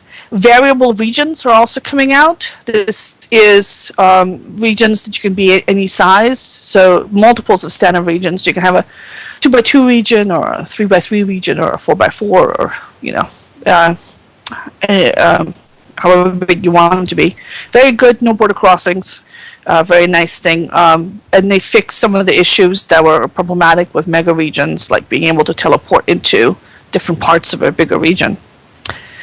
Hypergrid group access. If you're a member of a group and access to a particular parcel is restricted to just that group, and you hypergrid in, you can get access to a particular region.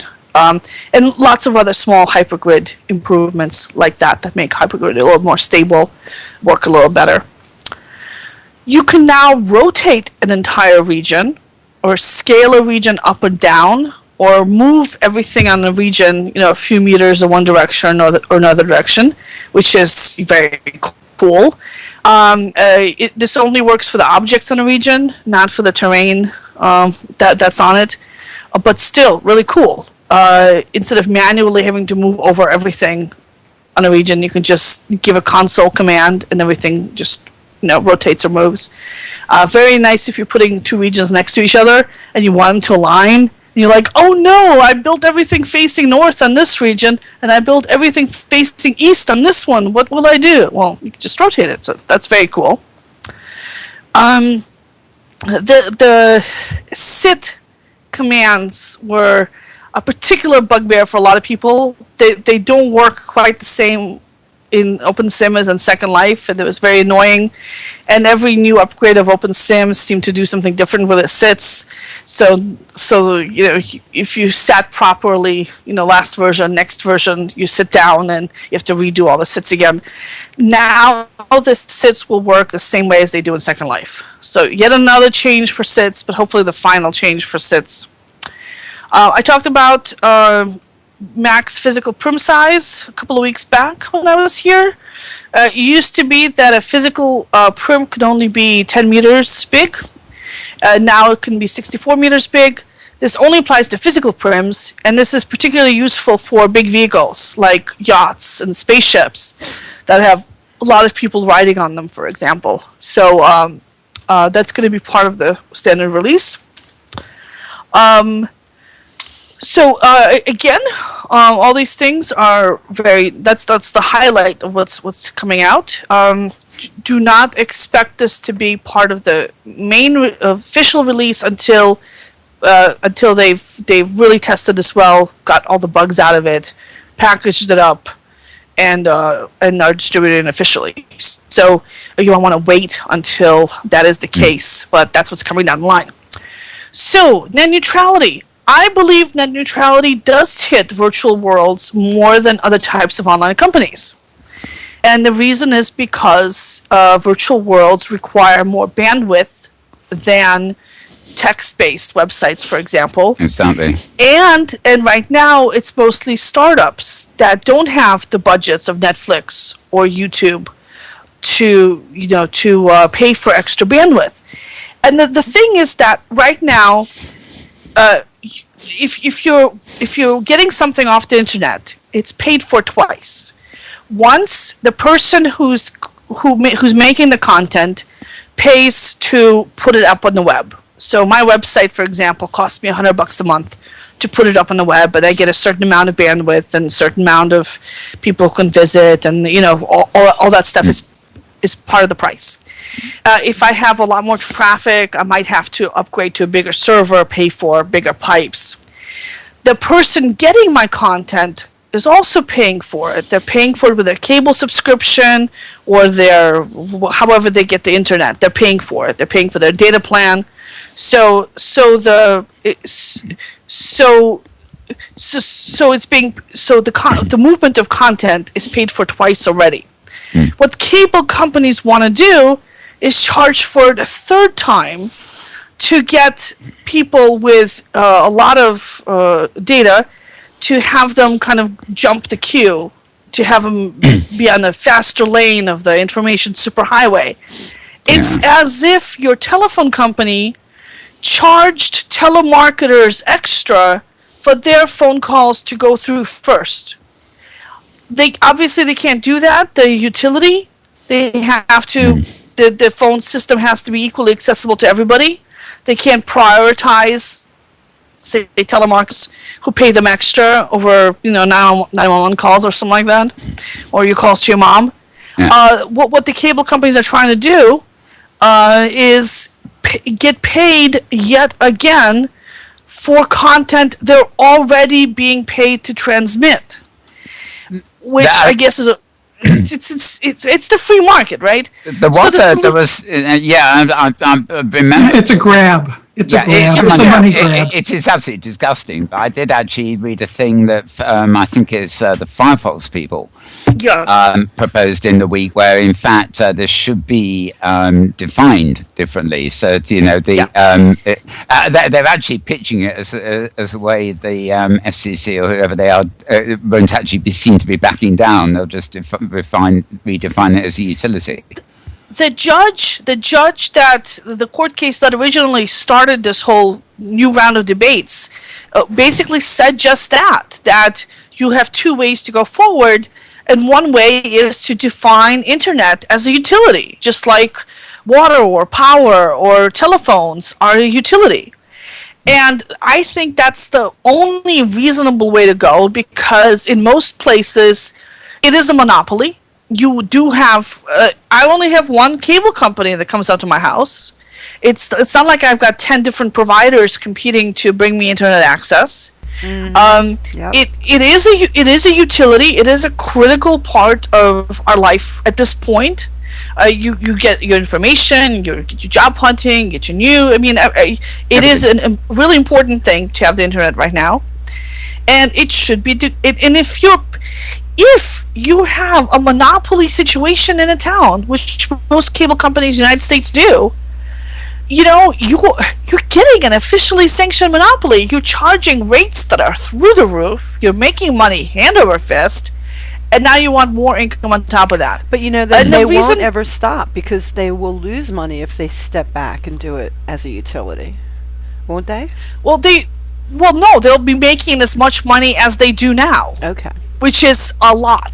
It's more of it's a way of putting a cap on this, isn't it? They want to have more money than they have now. Now, I understand why they want to do that. First, they want more money. Why not? Who's going to leave money at the table? Second of all, they own the regulators. The current head of the FCC is a former big shot in the cable industry. It's a revolving door. They serve on the FCC board. They go right back to working for the cable company. When this guy retires from the FCC after doing his term, he'll probably go right back to working in the cable company. So obviously it's to his benefit to do positive things for the cable companies. That is a big problem with our regulatory agencies across the board. And the FCC is just one of the examples of this. It's plain corruption, and it needs to get fixed, and we need to do something about it. But also, they're looking to make as much money as they can while they can make it, because also right now, it's like where I live, we get the cable company, and really that's all we have. If you look forward into the future a little bit, we're getting the wireless access is getting much better or much faster, because there is a lot of competition in the wireless space. So my kids right now are getting like $30 a month unlimited data on their cell phone plans. We're getting more satellite stuff happening. We're getting the telephone companies getting into the game.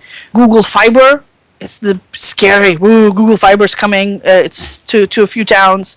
So down the line, there may well be competition. So for the cable companies that are seeing people, not watching TV as much anymore, because why pay for 200 channels if you only watch on average 5 or 6 or something that most people actually watch? Why pay for all these? Why pay for stuff you don't use? And a lot of people are cutting the cord and then just watching TV online. And I am one of those people. In my house, my kids and I stopped watching TV several years ago. We have Netflix, we have Hulu. They watch stuff online. The TV channels have their own websites. We don't watch cable anymore, because why would we?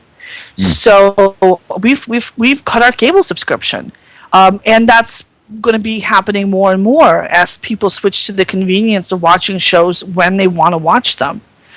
And if Hulu costs $8 or Netflix costs $8 or $9, it's a huge deal compared to what you get with cable.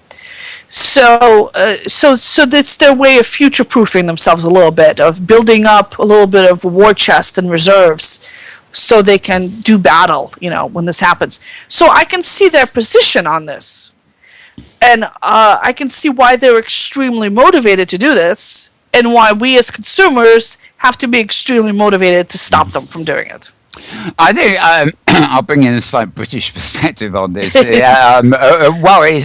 probably unique because recently net neutrality was enshrined in European law, to which Britain is actually subject at the moment. Just have to hope it stays that way. As far as I know, there's no definition of it as a utility, as you say, but this whole thing actually stinks of a betrayal of the internet. I mean, one thing we always used to say at the beginning of the internet was Fred Blogs can have his local shop website up, and a huge company like IBM or something can have a website up, and to all intents and purposes, obviously one may be more attractive than the other, but they're on a level playing field. And that sort of democratization of things, if you like, it meant that the no players really had more power than anybody else or influence, other than their ability to, obviously they got a lot of funds, they can probably design a better website, but that the level playing field was so much part of the original web, and the spirit of that keeps on in most communities. I think people in Second Life and virtual worlds probably subscribe, in one way or another to that idea. We're equal, and we engage in conversation, whatever. Now, I don't know what will happen in Britain if we already have an odd situation with what I call the menu systems. I mean, clearly our present government, although they have to go by European law at the moment, they seem to behave much like America does. They're just self-serving the big companies. And, they've all probably got boardroom positions or something when they step down on those companies, So, like you say, it's insidious. But, clearly the players over here are trying to, they must be realizing, television's got its second screens and everything, but every player has got players on the web and things, and they'll try and pretend it's television when in fact it's video on demand. Even if the stream is only, even if a stream of a television broadcast is 5 seconds delayed, it is a file you're accessing, a streaming file, not a live broadcast. But they want to pretend it's a live broadcast, so you have to fork out money for your license fee, they call it here. But also they want to, they're increasingly, they're big media companies, and probably the government too, behind the scenes, want to control the menus. I mean, if I go into a restaurant as a vegetarian and there's 100 dishes on the menu and they're all meat, I don't really have a menu to choose from, And a television, operates a lot like that. You may have 1,000 channels, but if not one of the 1,000 channels is what you want, you really don't have a choice. And also, because they're over the air, they're always on air. It's a different delivery system. But they intend on barge, especially people like the BBC, who are a bit of a monopoly anyway, and they're the state-funded one that we all so it's almost compulsory pay for, are just barging into this space. They're taking, taxpayers' money. They're developing things, some of which make huge losses because they don't get it right. But they just sort of barge in there and think it's the same territory as their traditional territory when it's not. And increasingly, even without the network neutrality thing, we're actually seeing, companies building systems where they want to create the menu system. They want to be in control of the menu. They want to take away your choice and replace it with what appears to be a lot of choice, but is actually their choice. And what seems to, if this net neutrality business comes out the wrong way in the States, this seems to be another danger of the system. Not the fact that they're just making money by charging you a second time for what you're getting already, but also an increasing attempt to monopolize the whole delivery system. So when we go on the internet, we'll no longer be going on a separate platform, an information delivery system, communication system, but they want to turn it into a kind of television where they control the outputs, and that I find is equally scary in the background. Other thoughts? Would you say that Google's gathering of all of our accounts in one place is any part of this in any way? I'm just curious on your take on that, because it just is something in the back of my head. I believe that Google and most other tech companies have come out in favor of net neutrality. Mm-hmm. Yeah. It's unrelated to the privacy issue, because Google wants to have as much of a free and open internet as possible, so that they can make money off of it. I feel a lot less free. I don't feel free at all now. Honestly, I don't. I have trouble with this. I may be totally wrong here, but I worry far less about Google than I do about Facebook.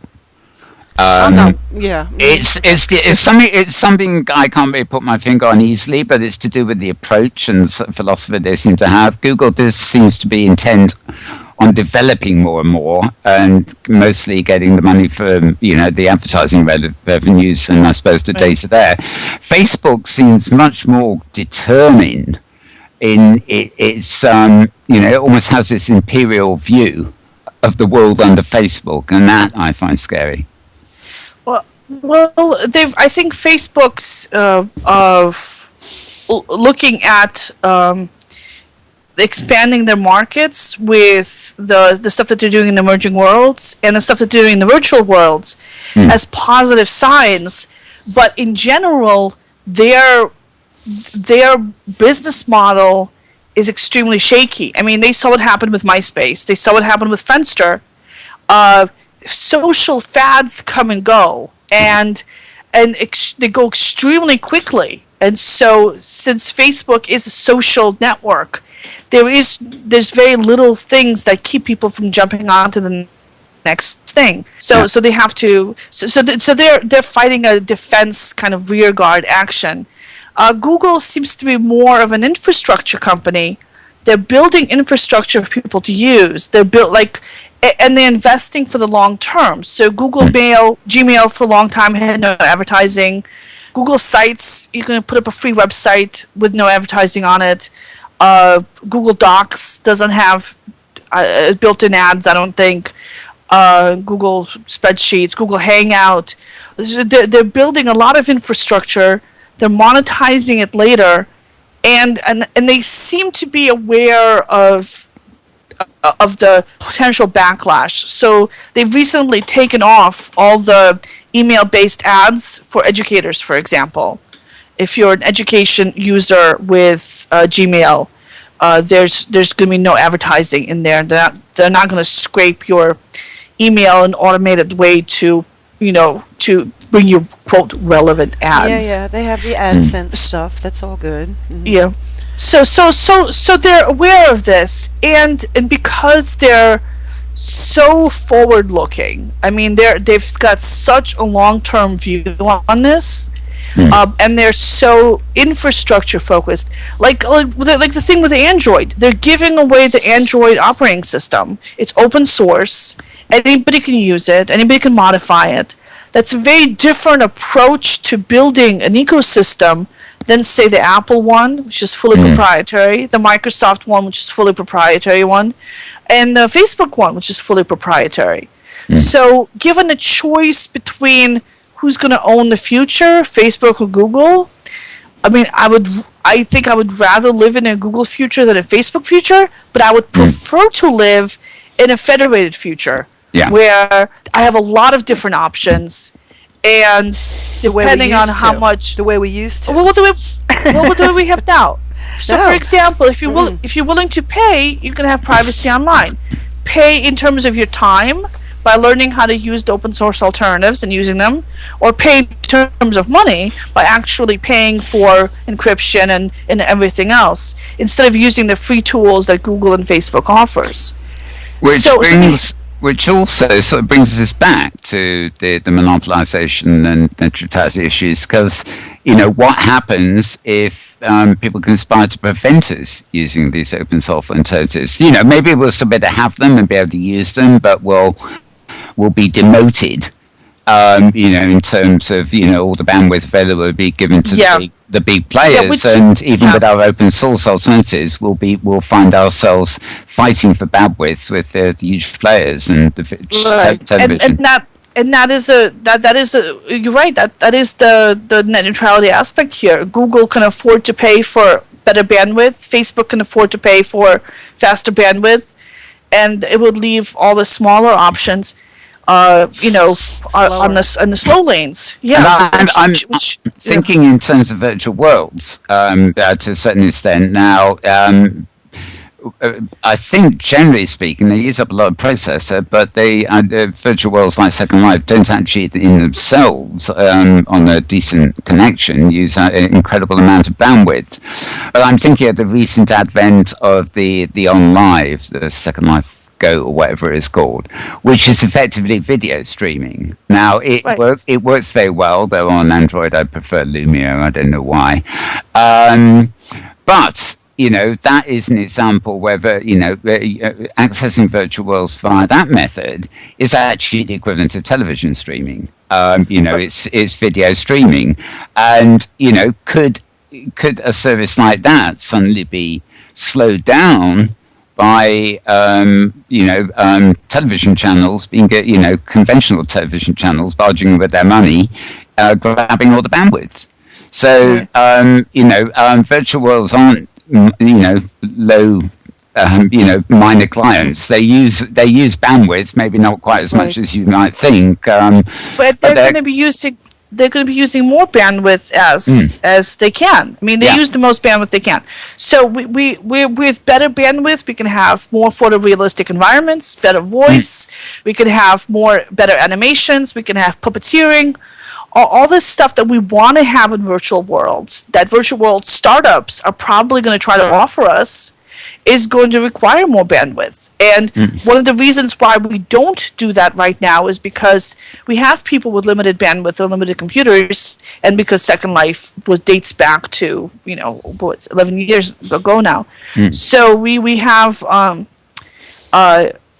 we definitely have a potential appetite for virtual world bandwidth, because everything we see around us is a texture. It's basically a photograph has to be downloaded, and as we move around, these photographs are coming at us from all directions. We need to be able to load them quickly and to update them quickly, and it's going to happen. And it's going to be done mostly by startups, and I would like those startups to have access to all the bandwidth they need, and not have to have the remains of the bandwidth that's left over after the big guys buy up all the lanes.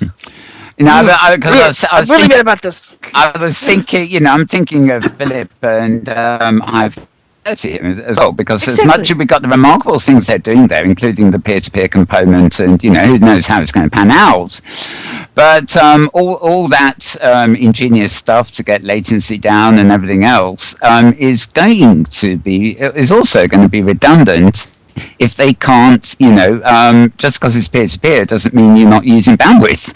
If anybody's ever tried to download things from Tor or whatever it's called, it has to come from a peer. You have to download it rather than stream it, and it comes slowly until you get it. And if bandwidth is being hogged, even the most revolutionary and economic of systems is going to be equally affected. So it's like since the faster bigger fiber optic cable you can get, the more somebody comes in and fills it up before you can use it.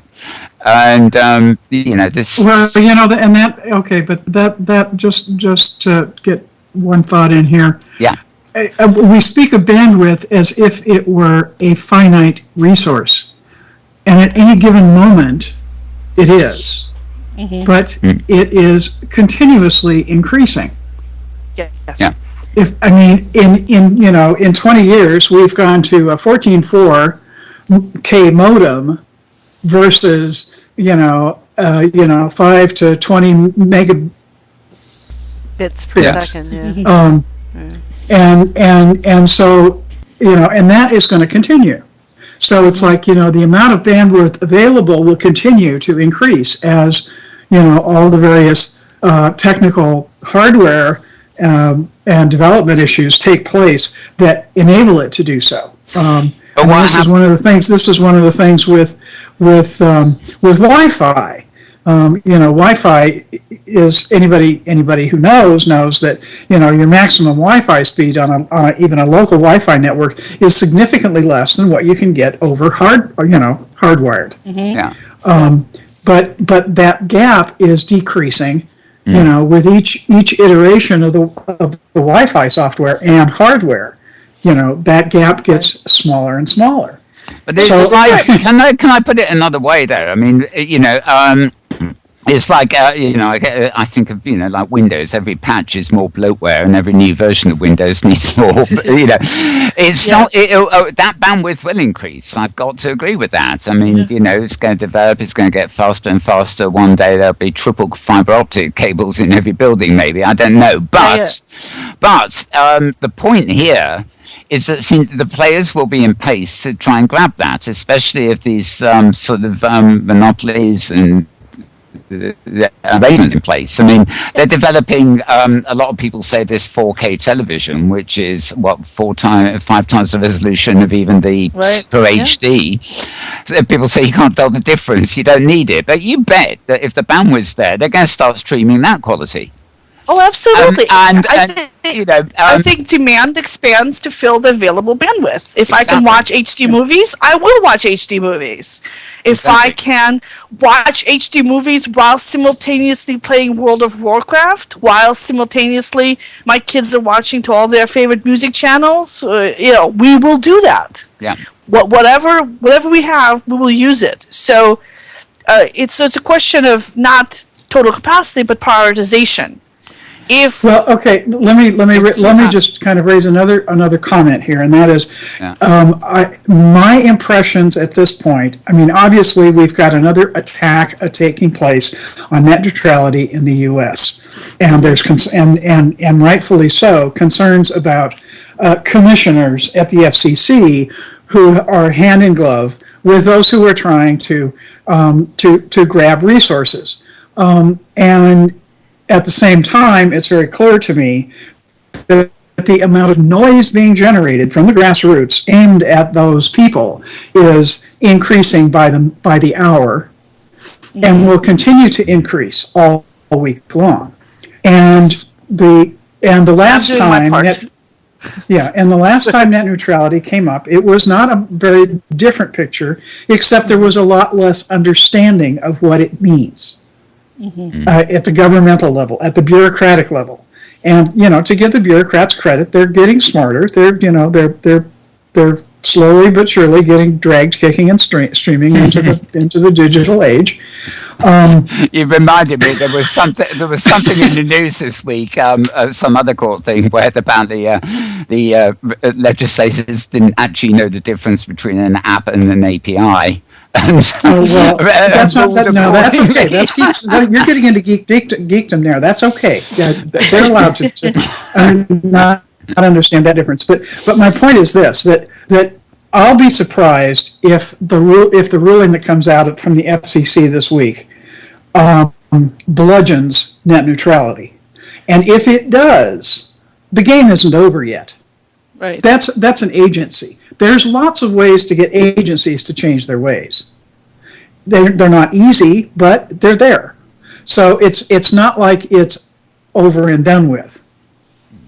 So I guess it definitely needs attention. It definitely needs noise and continuing noise and pressure to get the point across that it's a rotten idea to let the big guys do a land grab. But yet, that's standard American axiom: money talks. Oh well, yeah, but that's it. And that's how it works now.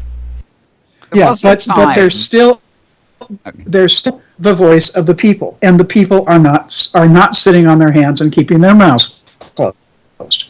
Happily we have elections every. They don't help much either. Basis, but I think it's time to learn how to do mass boycotts. That's what we need now to stop these people with all this money that are raking us and raping us, and that's all they're doing is just getting every cent they can.